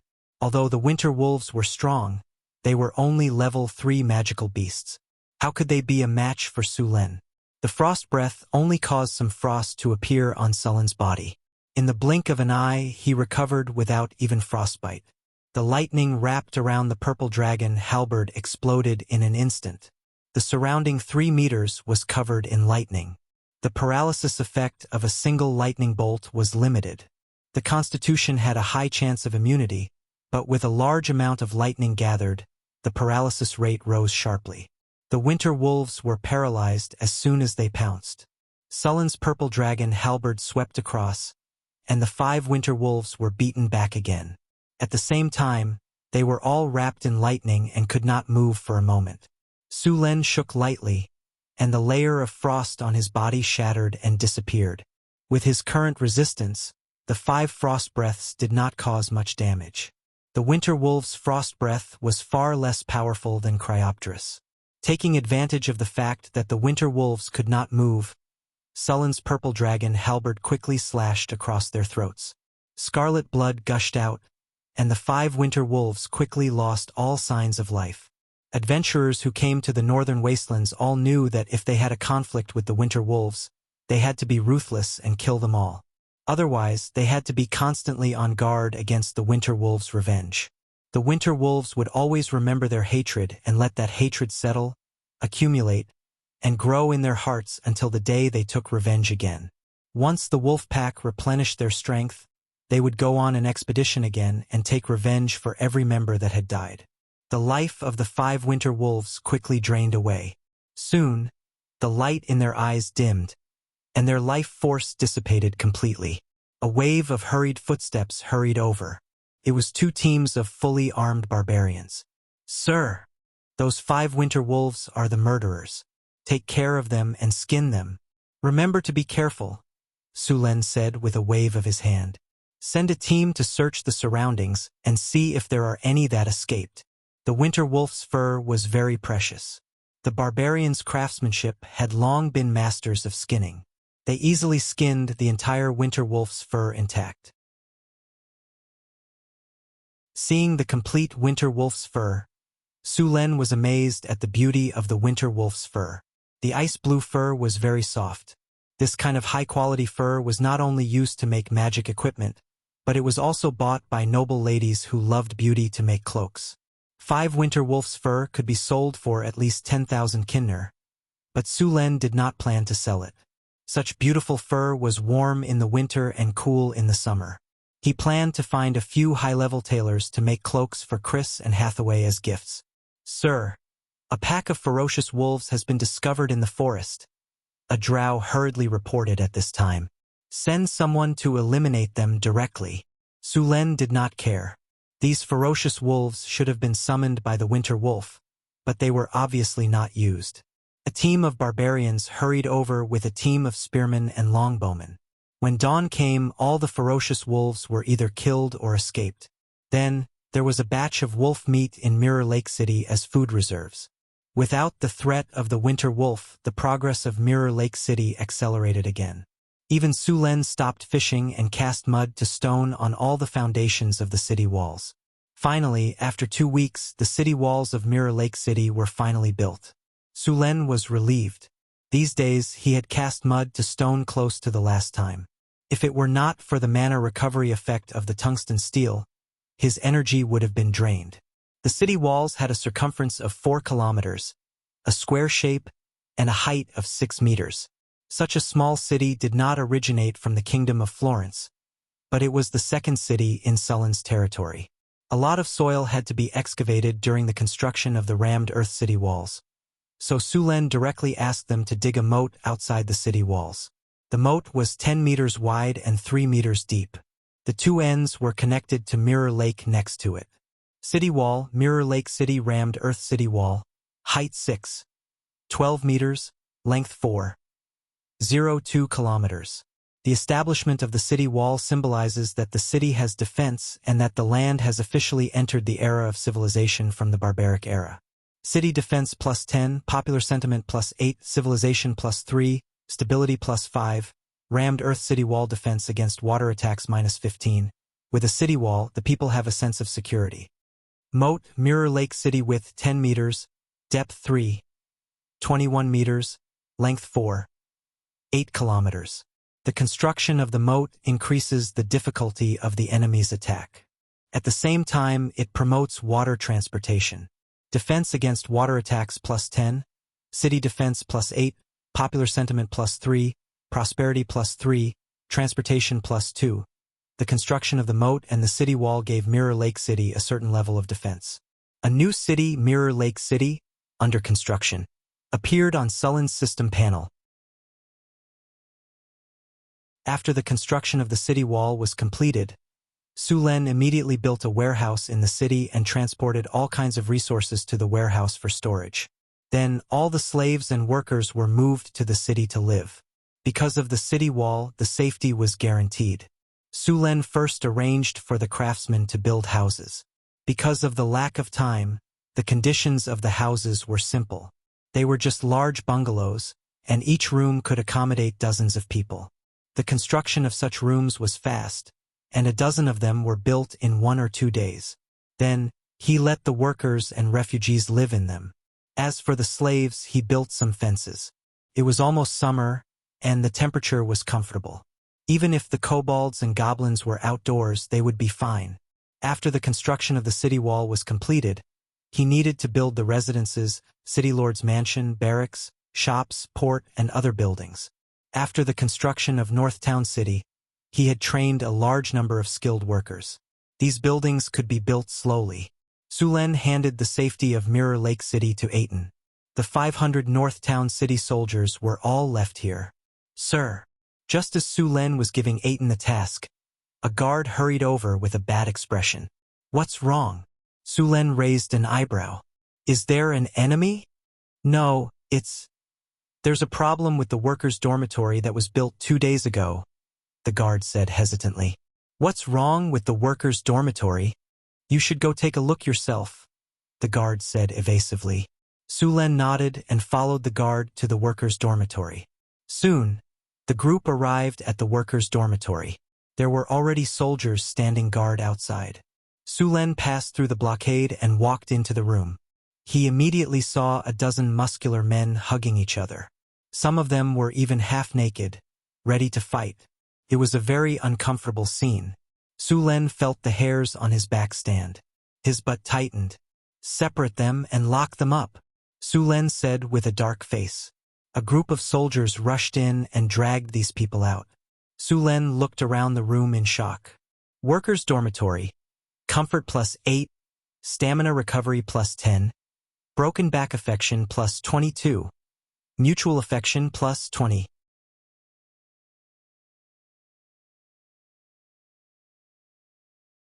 Chapter 212. Broke back love? Mutual affection? What kind of attribute was that? Like hell, I'll be happy with you. Sulen was speechless. He hurriedly left the house. Tear down this workers' dormitory, Sulen said with an ugly expression. If this house was left for a while longer, all the workers inside would become gay. By then, Mirror Lake City would have to change its name. A team of craftsmen immediately came forward with all kinds of tools and began to tear down the house. This kind of house was simple to build and easy to tear down. After a series of clanking and clanking, the house quickly became a pile of ruins. Burn all the wood and dump the soil. Then, build a new workers' dormitory, Sulen ordered. While they were rebuilding, Su Len went to check the attributes of the remaining workers' dormitory. The result was good. There were no weird attributes like broke-back love or mutual affection. The new workers' dormitory didn't change much. It was still a large bunk, but this time there were no weird attributes. Workers' dormitory, comfort +9, stamina recovery +10, cleanliness +5. After confirming that all the buildings were normal, Su Len continued to arrange things in Mirror Lake City. The military was left to Aiton. In terms of city construction, Su Len picked a good basic officer, Hanferson. He was in the first batch of graduates of the Northern Town Basic School. He was also one of the most hard-working students. His grades were very good. A few scholars liked him very much. Name: Hanferson. Loyalty: 90. Profession: Basic Officer. Beginner Scholar Strength: 8 Agility, 7 Spirit, 7 Constitution, 8 Charm, 8 Command, 45 Characteristics. Talent: Strict Discipline, Serious, Smart, Management, Learning, Observation Skills. Quick Record: Northern Town Law, Basic Sword Skills, Deception, Proficient in Arithmetic Specialization, Beginner Scholar Weapon Proficiency. Sword Skills 56, Horsemanship 47, Bow 61. Su Len let Hanferson take charge of the construction work in Mirror Lake City. After arranging the affairs in Mirror Lake City, Su Luen returned to the North Town City. In more than a month, the North Town City had become more prosperous and lively. There were still a lot of construction sites in the city, and the construction of residential markets and commercial districts had not been completed yet. However, the Central Avenue of the North Town City, Rising Sun Avenue, and the Triumphal Arch were still under construction. The construction of the Arc de Triomphe had never stopped. Now, a large amount of white marble was piled up in the area. More than 1,000 slaves and craftsmen were working on it. In a month, the foundation of the Arc de Triomphe had been completed. However, it would take at least a few months to complete the construction. After returning to North Town City, Su Len went to soak in the hot spring first. He had been in Mirror Lake City for more than a month. Although he had gone to the lake to take a bath, the wilderness was not as comfortable as home. Angela and Anna were wearing thin clothes. The half-elves were tall and slender, and their waists were thin like willows. The curves of their backs were round, and their waists were slender. The thin clothes on their bodies were faintly discernible, revealing their white jade-like arms and legs. Even their delicate features were somewhat similar. They looked like a pair of twin flowers. After soaking in Sullen's water, they looked even more charming. At this moment, the two were helping him massage his body. The thin clothes on his body were quickly soaked by the hot spring. Su Len lay comfortably in the pool and enjoyed the service of the two. After a night of life and death battle, War God Plasma Cannon, Su Len walked out of his room feeling refreshed. The morning air was already a little warm. The smell of summer had already spread across the northern wilderness. The construction of North Town City had already begun. As soon as the sun rose, the workers in the city began to organize the refugees and slaves to carry all kinds of tools to the construction site or reclaim the wasteland. North Town City had the harvest altar, so the land around the territory had been enhanced. Therefore, the food production had always been good. Many of the refugees and slaves who were farming were envious. They didn't even dare to think about such good land in the past. Now, as long as they worked for 5 years and accumulated enough work points, they would be able to exchange for a piece of land that belonged to them at the city hall. Seeing the city getting busy, Su Len also felt a sense of accomplishment. In less than a year, he had built a city from nothing in the wilderness. Su Len had a simple breakfast and then went to the Arc de Triomphe. The marble used in this wonder of a building needed to be fused with stone to mud. The Arc de Triomphe was made of large pieces of marble. After being transported back from the Sierra de Lotus, they were polished by stonemasons and then carved by master sculptors. These carved pieces of marble would be marked and placed according to the marked numbers. The Arc de Triomphe had 8 large reliefs. There were also statues of all kinds of flowers, birds, angels, and monsters. All of the master sculptors in North Town City were gathered here. Su Len even spent money to hire some master sculptors from the northern provinces. The Arc de Triomphe wasn't just a simple arch. The Arc de Triomphe on the blueprint had a hall, staircase, and exhibition room. This place would display the contributions and sacrifices of North Town City in previous wars. At the same time, the Battle Spirit Stone was also placed in this exhibition room. As a matter of fact, the Arc de Triomphe and the Martyr's Palace on the blueprint of the wonder of a building that Su Len had obtained. However, Su Len didn't have the blueprint of the Martyr's Palace. The two buildings complemented each other. After fusing all the marble pieces of the Arc de Triomphe, Su Len left the place. Although North Town City's infrastructure was more than half complete, there were still many places that needed upgrading. For example, the barracks and the training ground. In order to ensure North Town City's prosperity, they had to have enough military force to protect themselves. Otherwise, everything before them would be nothing but an illusion. After a few expansions, the barracks in North Town City were no longer enough. Now that the city had been upgraded, the barracks could be upgraded as well. Upgrading the barracks wasn't too difficult. Su Len gathered 100 blacksmiths and 500 slaves and started upgrading them.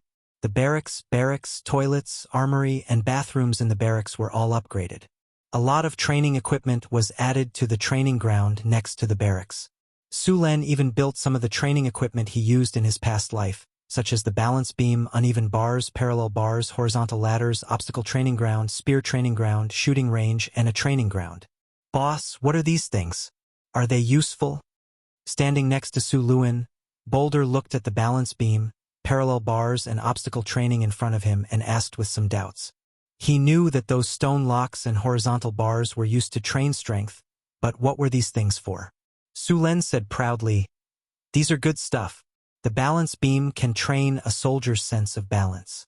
The obstacle training can help them pass through obstacles quickly. The horizontal ladders are. How can these simple things be so useful?" The others beside him didn't believe it either.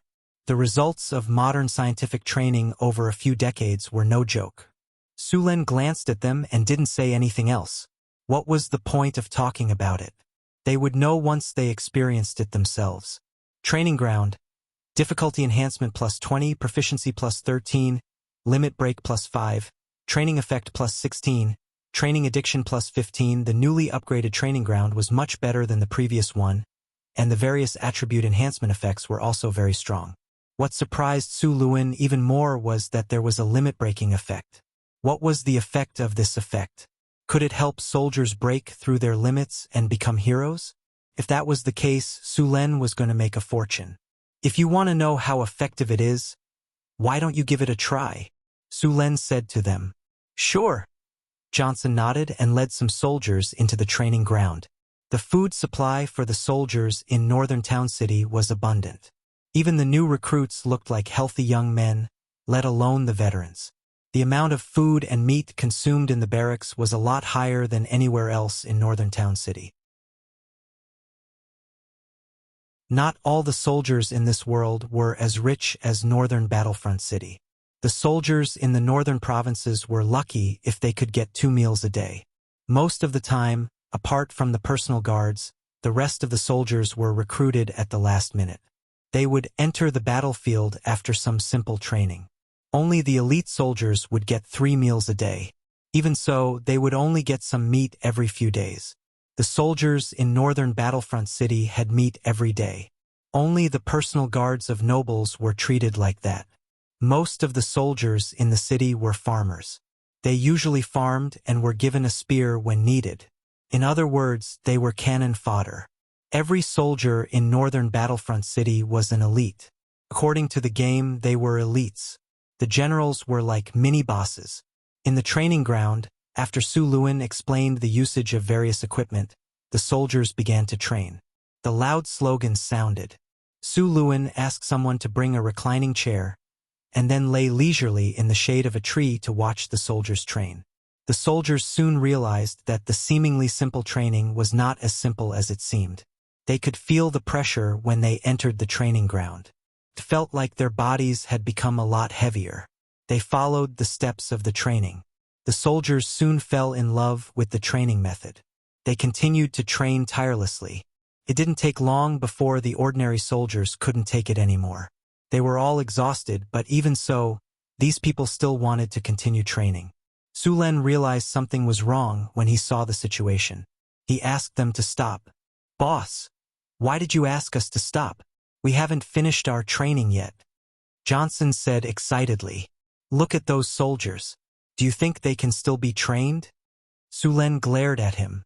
He mumbled to himself, "Is training addiction really that effective?"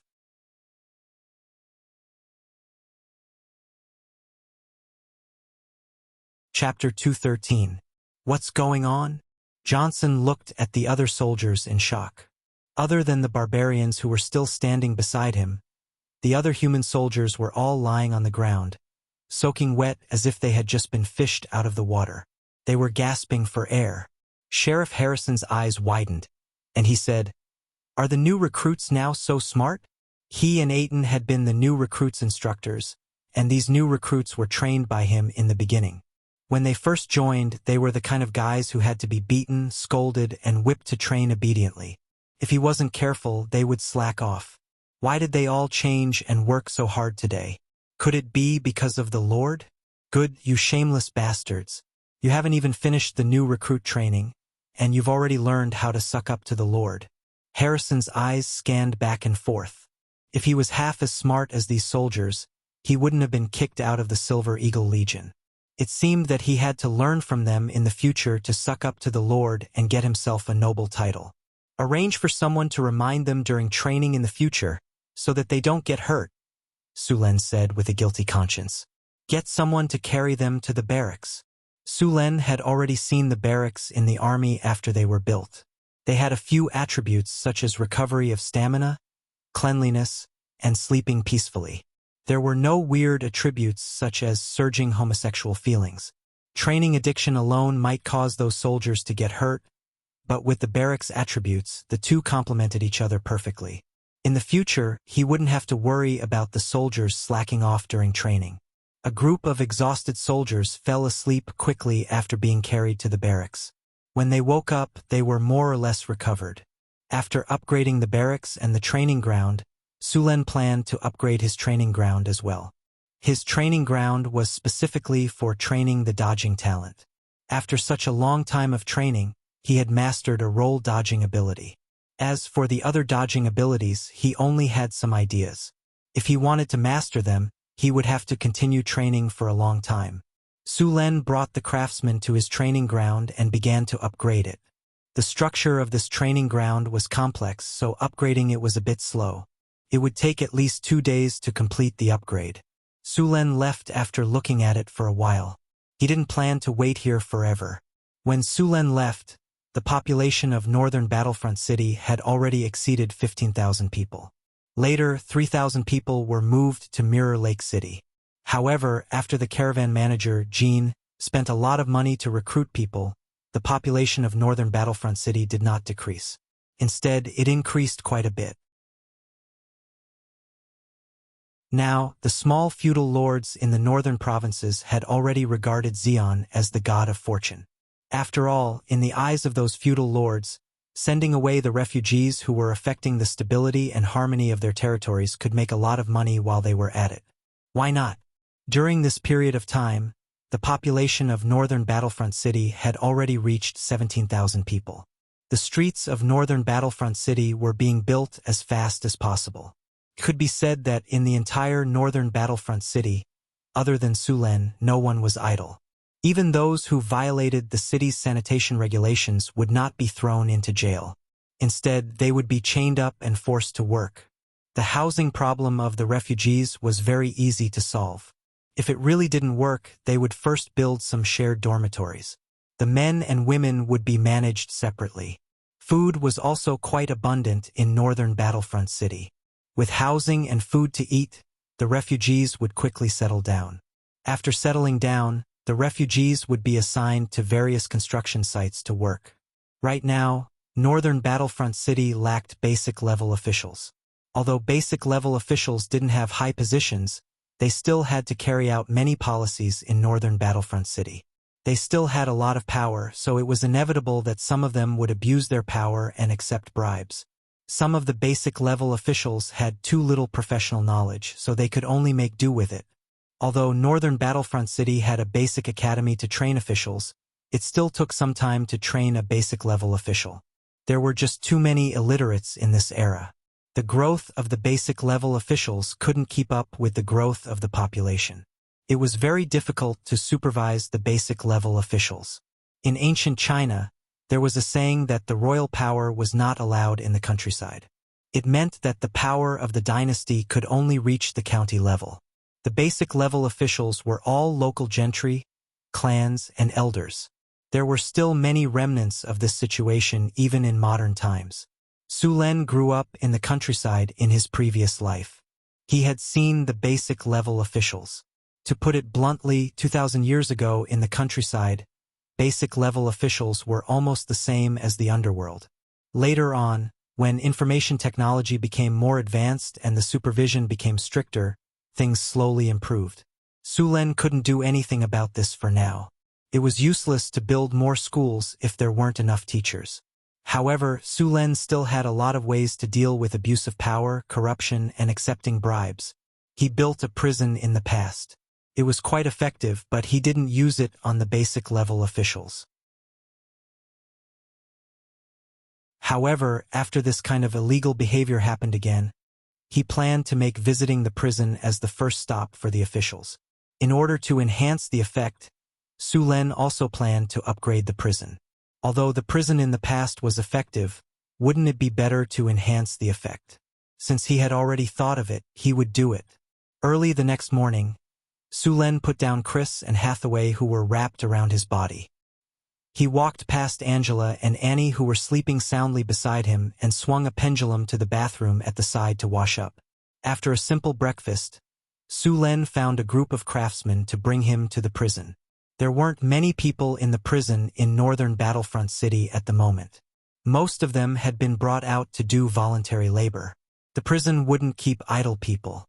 Not only did you have to earn money to pay for your meals, you also had to pay for your room in the prison.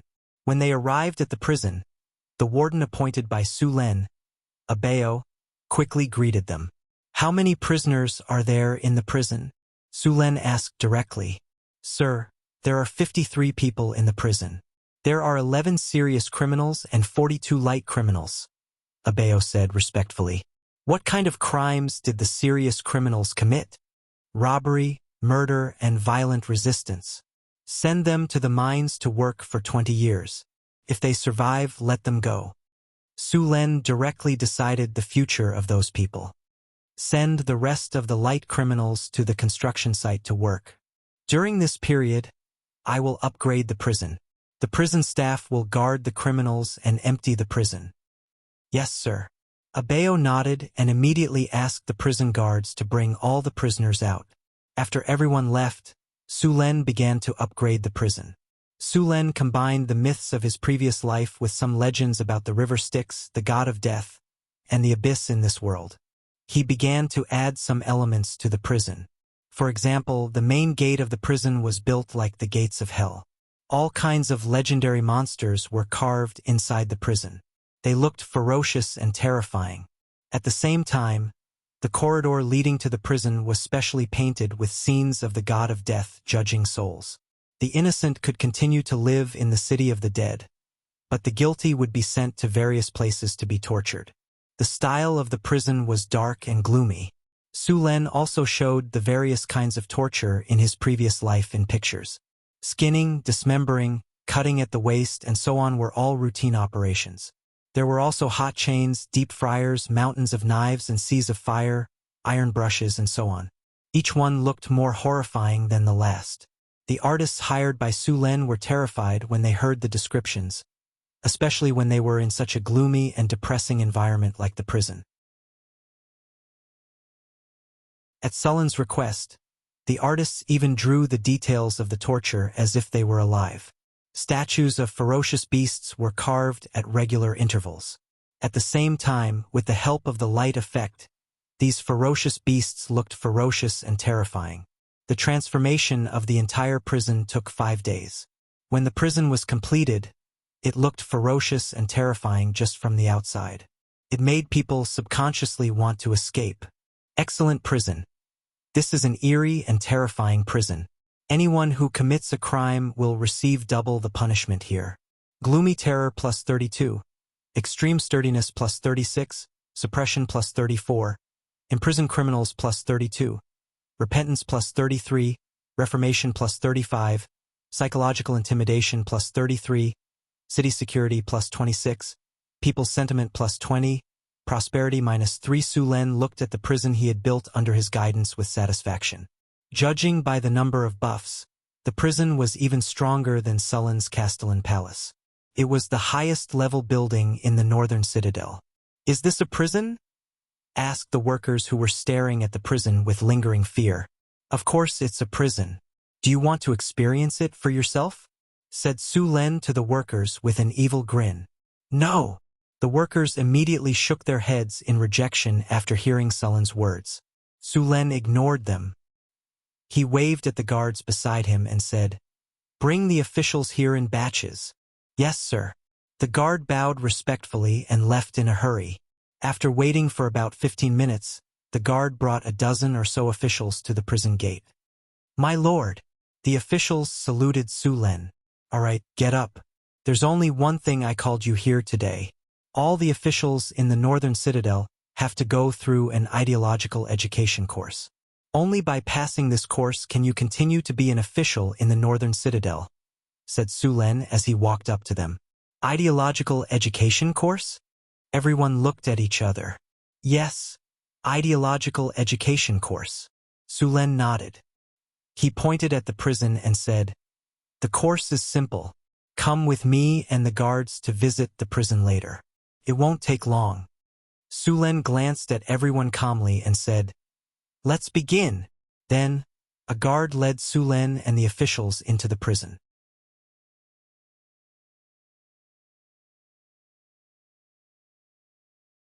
Chapter 214. Su Len led a dozen officials into the prison. As soon as they entered, the light dimmed instantly. The surroundings quieted down involuntarily. A gust of chilly wind blew through the passageway, causing the officials to shiver involuntarily. Although it was daytime, the passageway was still very cold. The lights on the walls were also somewhat dim. Under the dim light, the lifelike murals on the walls gave people a sense of immersion. The ferocious beasts and evil spirits on the murals seemed to jump out at any moment. The screams and wails of the people on the murals seemed to be right next to their ears. The various tortures made people tremble in fear. Su Len was very satisfied with the expressions of these people. This prison was only ineffective against the prison guards and wardens. However, once they violated the prison system, they would be treated the same way. The dim passageway was very long. Due to the lack of light, it gave people the feeling that this path was endless and led to the Styx River or the land of death. The ferocious sculptures that appeared a short distance away sent chills down one's spine under the dim light. All the shameful things that one had done in the past, or things that violated the law and morals, would appear in one's mind once again and begin to magnify. Then, one would involuntarily compare the consequences of the things that one had done to the painting on the wall just now. Many people revealed fear and paleness as they walked. It was not easy for them to walk through the passageway of the prison. When they reached the inside, there were all kinds of torture instruments. The environment of the prison made their hearts, which had just relaxed, tense again. Many people cried bitterly. Some even knelt down and complained about their mistakes while crying bitterly and begging for punishment. When everyone came out of the prison and saw the bright sunlight again, they suddenly felt like they had seen the light of day again. Su Len opened the attributes of these people to check. Soon, he found that these people had an additional talent of fairness and integrity. Looking at these people's pale faces and sweating profusely, Su Len was secretly pleased. Next, Su Len had a cordial conversation with these officials. He encouraged them and highly praised their work. Then, he asked them to put down their ideological burdens and go back to work. After training this group of officials, Su Len continued to send people to bring the other officials here in batches. Then, he asked the prison guards to take this group of people on a tour of the prison. Soon, the same scene appeared again 10 minutes later. Su Len skillfully encouraged this group of frightened officials and asked them to go back to work again. Following this pattern, after spending a day, all the grassroots officials had toured the prison. Then, this ideological education course was also promoted to the middle-level officials. The effect was still remarkable. From today onwards, there was a new rule in the northern city. All officials had to come to the prison for ideological education before they officially took up their jobs. Only after ideological education could they start work. After a period of ideological education in prison, the officials of Northern Battlefront City instantly became honest and just. All kinds of abuse of power, corruption, and bribery in the past all disappeared. The operation of the entire city became smoother. The data showed that the prosperity of the city and the progress of the construction had improved. Just as the officials of the northern city were receiving ideological education, Sullen's training ground was also upgraded. The upgraded training ground didn't seem to have changed much. Some tools were added, but the attributes had changed a lot. Training ground, dodge training enhancement plus 28, difficulty increase plus 25, strength suppression plus 24, reflex training plus 25, training bonus plus 22, durability plus 25, smooth operation plus 26. Seeing the upgraded training ground, Su Len was eager to try it out. After quickly installing the machine, Su Len began to train.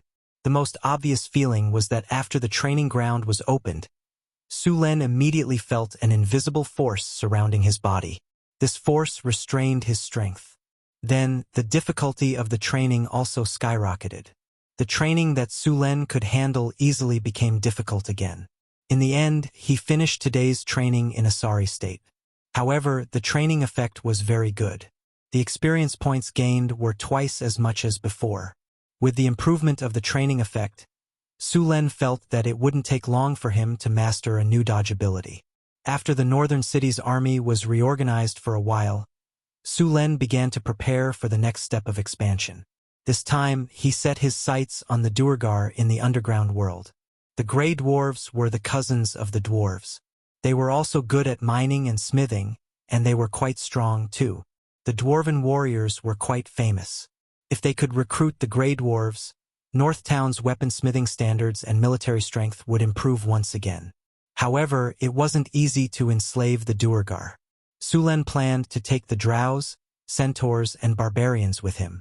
As for the humans, they weren't suitable to fight in the underground world. Su Len brought Hathaway, Karina, and 1,000 soldiers to the entrance of the northern city's mine that led to the underground world.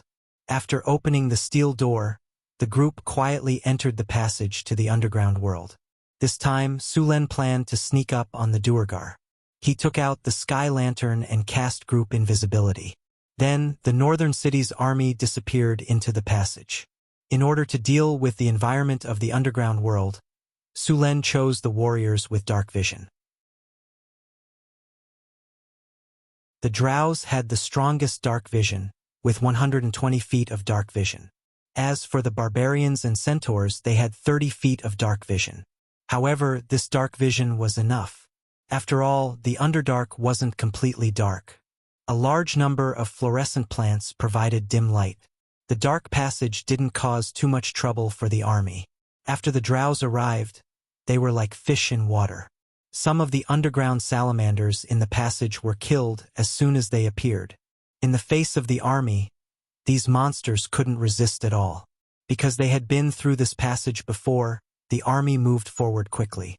After about half an hour, the army walked out of the narrow passage. "It's so beautiful here," Hathaway said with an infatuated expression as she looked at the fluorescent spores floating back and forth in the air. Indeed, the fluorescent plants unique to the underground world made the originally dark world brilliant. The Underdark represented the entire underground world. Could be a single huge space, or it could be an underground cavern connected by countless tunnels. According to the planetary void theory, most worlds had an underground world. Su Len wasn't interested in the formation of the underground world. He was interested in the rich mineral resources and slaves of the underground world. Wow, this is shadow grass. This is ghost face mushroom. This is dark night flower. After coming to the underground world, Hathaway quickly found a lot of magical plants. These magical plants were the specialty of the Underdark. They were all precious potion materials. Hathaway excitedly took out her tools and prepared to collect them. Don't rush. Sulen grabbed Hathaway, who was eager to try. Then, under her puzzled gaze, he pointed to the shadows behind the plants. With the fluorescent spores floating in the air, Hathaway finally saw the monster hiding in the shadows. An underground serpent was lurking in the dark corner. This kind of underground serpent liked to hide in the dark and launch sneak attacks. They had a big mouth full of sharp teeth, looking ferocious and terrifying. Once they bit their target, they wouldn't let go easily.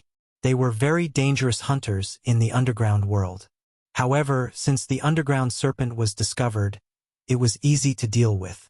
Sulen took out a javelin and threw it. The javelin's powerful force made it so fast that the underground serpent didn't even have time to react. The javelin pierced through its head. After killing the underground serpent, Hathaway collected the magical plants. The army then continued to advance along the tunnel. This time, Sulen didn't go to the Kobold tribe. Instead, he went directly to the giant void where the Grey Dwarf city was. With the presence of the Drows, the army of Northtown City didn't encounter any difficulties. Some hook horrors, underground salamanders, and underground serpents living in the underground world were quickly eliminated. Soon, Sulen led the army to the Grey Dwarf city. With the effect of invisibility, Sulen didn't have to worry about being discovered by the Grey Dwarves. The fluorescent moss at the top of the void gave a faint light to the underground world. The Grey Dwarf city could be seen clearly in the distance. Due to the dangerous environment of the underground world, there weren't many field soldiers outside the Grey Dwarf city. It was a far cry from Northtown City's tens of thousands of acres.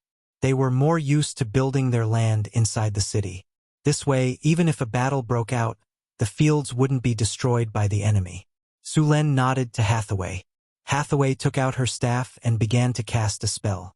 Because she had to suppress the magic waves to the minimum, Hathaway's casting speed wasn't fast. The spell, which could be cast almost instantly, took almost a minute. Warlock's Eye. 5 translucent eyeballs appeared in the air. With a gentle wave of his hand, the Warlock's Eye flew towards the Grey Dwarf city. The Warlock's Eye didn't get too close to avoid being discovered.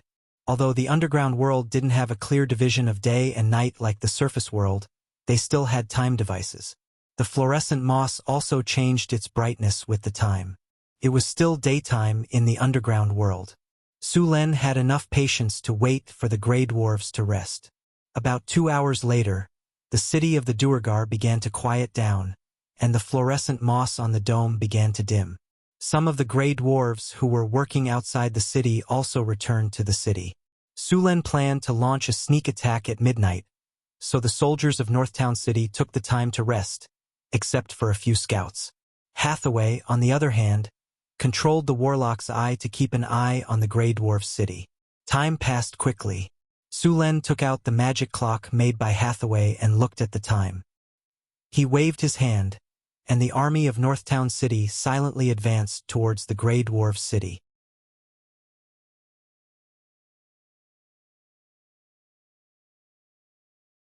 Chapter 215. Wizard Eyes had been monitoring the movements of the Grey Dwarf city from high up in the sky. The army of Northtown City slowly but surely advanced toward the city with the help of group invisibility. The land outside the city was flat. Many places were planted with edible fungi, which were the main source of food in the underworld. An underground river ran through the city. The army of Northtown City advanced cautiously. With 1,000 people moving together, even with the invisibility spell, they could still be discovered if they were careless. After all, they were only invisibility spells. Their scents and footprints would still be left behind unless they used spells to erase their tracks. The sound of the flowing river covered the sound of Sullen's army advancing. After more than an hour, Sulen led the army of Northtown City to the edge of the Grey Dwarf city. The Grey Dwarf City was originally carved out of a rock wall. After some repairs, it was built with a large amount of rock. It was unusually sturdy. If they wanted to take down the city using normal methods, they would need to have more than 10 times the number of soldiers and pay a heavy price. However, it was not impossible for Sulen to take down the city. The walls of the Grey Dwarf City might be tall, but it was not much different from a peaceful place for Sulen. A few Grey Dwarf soldiers were dozing off on the walls. Sulen pressed his hand against a rock. He was about to use stone to mud to break a big hole in the wall. "Wait," Hathaway suddenly said, grabbing Sulen's hand. "Is there a problem?" Sulen asked. "Aha." Hathaway nodded. She stepped forward and touched the wall for a while. This wall was built with obsidian. It was also carved with elemental runic matrices. The entire wall is connected. Hathaway frowned. Because of the elemental runic matrices, it's very difficult to use stone to mud to break a hole in the wall. Also, the runic matrices will immediately send a message if you cast a spell on the wall. "Looks like it's not possible to enter this place quietly," Sulen muttered. He then waved at Karina and said, "There are a few Grey Dwarf guards inside. Let's attack them together and then open the gate." After that, the three of them had a simple discussion, and with the help of Fly, they successfully flew up the city wall. Since the Grey Dwarves were not at war during this period, their defense was very lax. There were only 2 sentries on the city wall who were drinking and slacking off in the lee of the wind, and a few other sentries were hiding in the houses nearby. "Stun!" 2 Hathaway snapped her fingers, and 2 beams of light flashed. The 2 Duergars hiding in the leeward corner didn't even have time to groan before their eyes rolled back and fell to the ground. Sulen hurriedly reached out to support them, then gently leaned them against the wall and waved at them. Karina and Hathaway then attacked the remaining Duergars in the small room. Stun! Controlling humanoid creatures. Several beams of light flashed, and the sentries who were resting in the room either fainted or were controlled by the spells. Sulen walked into the room, and it was filled with the stench of sweat and alcohol. For Duergars who loved to drink, they would drink a few glasses even if they were on duty. Other than some leftover food, there were also plenty of bottles of alcohol in the room. Sulen casually searched through the Duergars for the key to open the gate. Soon, he found a cloth pouch on one of the Duergars. There was a key, 2 rubies, and a book in the pouch. Sulen flipped through the book and saw that it was a diary. Duergars have a habit of keeping diaries? Sulen casually flipped through the pages. Most of the diary was about the daily life of a Duergar soldier, but the diary still revealed some information. For example, there were about 1,000 Duergars in this city. Sulen also found out who the Duergar's king was from the diary. He also found something even better. King Thorn is too stingy. We dug up a fist-sized ruby from the ground, and he only gave me 20 gold coins and 10 barrels of wine as a reward. He's far worse than his father, Solis. If I'd known, I wouldn't have supported him to become king. It seems that our Duergar's king isn't loved by their people. Sulen shrugged and put the diary back. Karina, let him use the key to open the gate. As you wish, my lord, Karina replied. She snapped her fingers, and the Duergars she had controlled with the humanoid creature control spell walked over with a dull look in their eyes. They picked up the key and walked down the tower. With the key, the gate of the Duergar city was easily opened. Such a big movement must have alarmed a lot of people, but it didn't matter now. Su Luan's army had already entered the city. How could the flying dragon riders lose when they pushed the tower to the high ground? The barbarians and drows were the first to enter the city. Half of the centaurs were left outside, and the rest followed in. The large army's movement immediately woke up even more Duergars. Many of them didn't even have time to put on their armor before coming out with their weapons. Sulen took the lead on a tall black-maned horse. It had to be said that the Duergar city was very majestic. The city streets were 10 meters long and were all paved with a layer of stone. In the center of the city stood a majestic building. It was the royal palace of the Duergars. The building was at least 20 meters tall, and there was a bright magic lamp at the top. Although the whole palace didn't have many luxurious decorations, it was magnificent and dignified. Next to the palace was a shrine, where the deities of the Grey Dwarves were worshipped. The straight and wide streets, neat and tidy stone houses, and simple and practical stone stairs were filled with the architectural style of the Grey Dwarves. Before entering the city, Su Len had already checked the layout of the Duergar city with the wizard's eye. The drows leading the team also knew the layout, so they immediately carried out the plan. Some of them were led by Su Len to attack the palace and the shrine. The rest of the northern city's army took the intersections of the streets and separated the Duergars, killing or capturing them bit by bit. According to Sullen's plan, the Duergars were completely different from the gnolls, bugbears, and orcs. Those gnolls and orcs could only work as laborers or be sold to the arena for money, but the Duergars were different. They had exquisite forging skills and were also mining masters. Their fighting skills were also quite good. They were much more valuable than the gnolls and orcs, so it was better to reduce the number of casualties. The Duergars weren't prepared for tonight's sneak attack at all, and many of them panicked when the city gate was taken. Facing the powerful races like barbarians, drows, and centaurs, the Duergars had no advantage at all. They were quickly defeated by the warriors of the northern city. They couldn't win, so they wanted to run, but they found that their short legs couldn't outrun the long legs of the barbarians and drows, not to mention the four-legged centaurs. Seeing that there was no hope of escape, they fought desperately and were beaten back. Many of the Duergars could only choose to surrender. These cunning and selfish Duergars didn't have the thought of facing death with equanimity. Su Len rode his Blackman horse and led the army to the palace. Hathaway and Karina followed closely behind. All the Duergars they encountered along the way were sent flying by Sullen's halberd and fainted. With Sullen's current legendary rank strength, no one was a match for him. Rushing all the way to the gate of the palace, Su Luen encountered some decent resistance. 50 dwarf defenders wearing heavy armor and holding axes and hammers had already formed a formation in front of the gate of the palace. Their leader was a dwarf in golden armor and a goat horn helmet. He was glaring angrily at Su Len with his axes. "Humans, you are now attacking Dwarf King Thorn's city. If you retreat now, I can pretend that nothing happened," the armored dwarf said loudly. "I'm about to take down the entire city. I advise you to surrender now. I can guarantee your safety," Su Len chuckled. "Don't even think about it. The people of Dougal are fearless." "Is that so?" Su Len didn't waste any more words. He waved his hand and said, "Attack!" The barbarians and centaurs behind him threw their axes and javelins. At such a close distance, the javelins were powerful. Even if the dwarven armor was tough, it was still dented by the impact. Some unlucky ones were pierced by the javelins and had their heads blown off instantly. Although some weren't injured, they were knocked back 2 steps by the force of the javelins. The originally neat formation was instantly scattered. Su Len took the lead and rushed forward. The purple dragon halberd in his hand was surrounded by dazzling lightning. When he rushed to the front of the formation, the purple dragon halberd swept across.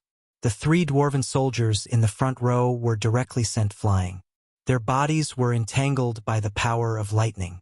Although the metal armor had good defense, it had almost no defense against the power of lightning. All the enemies lost their fighting strength when they were hit by Sullen's purple dragon halberd. Su Len was invincible in the formation. The leading dwarf roared and rushed forward with his axe. However, this dwarf was very cunning. He didn't attack Su Len. Instead, he swung his axe at the back of the black-maned horse. If he hit, even if the black-maned horse was a product of the system, it would be finished. At the critical moment, Su Len squeezed the horse's belly. The black-maned horse retreated and instantly kicked back. It just dodged the dwarf's attack and kicked him in the chest, sending him flying far away. You're tuning in to the Journey of the Soul YouTube channel. Don't forget to subscribe and join us on this journey to catch the most captivating stories.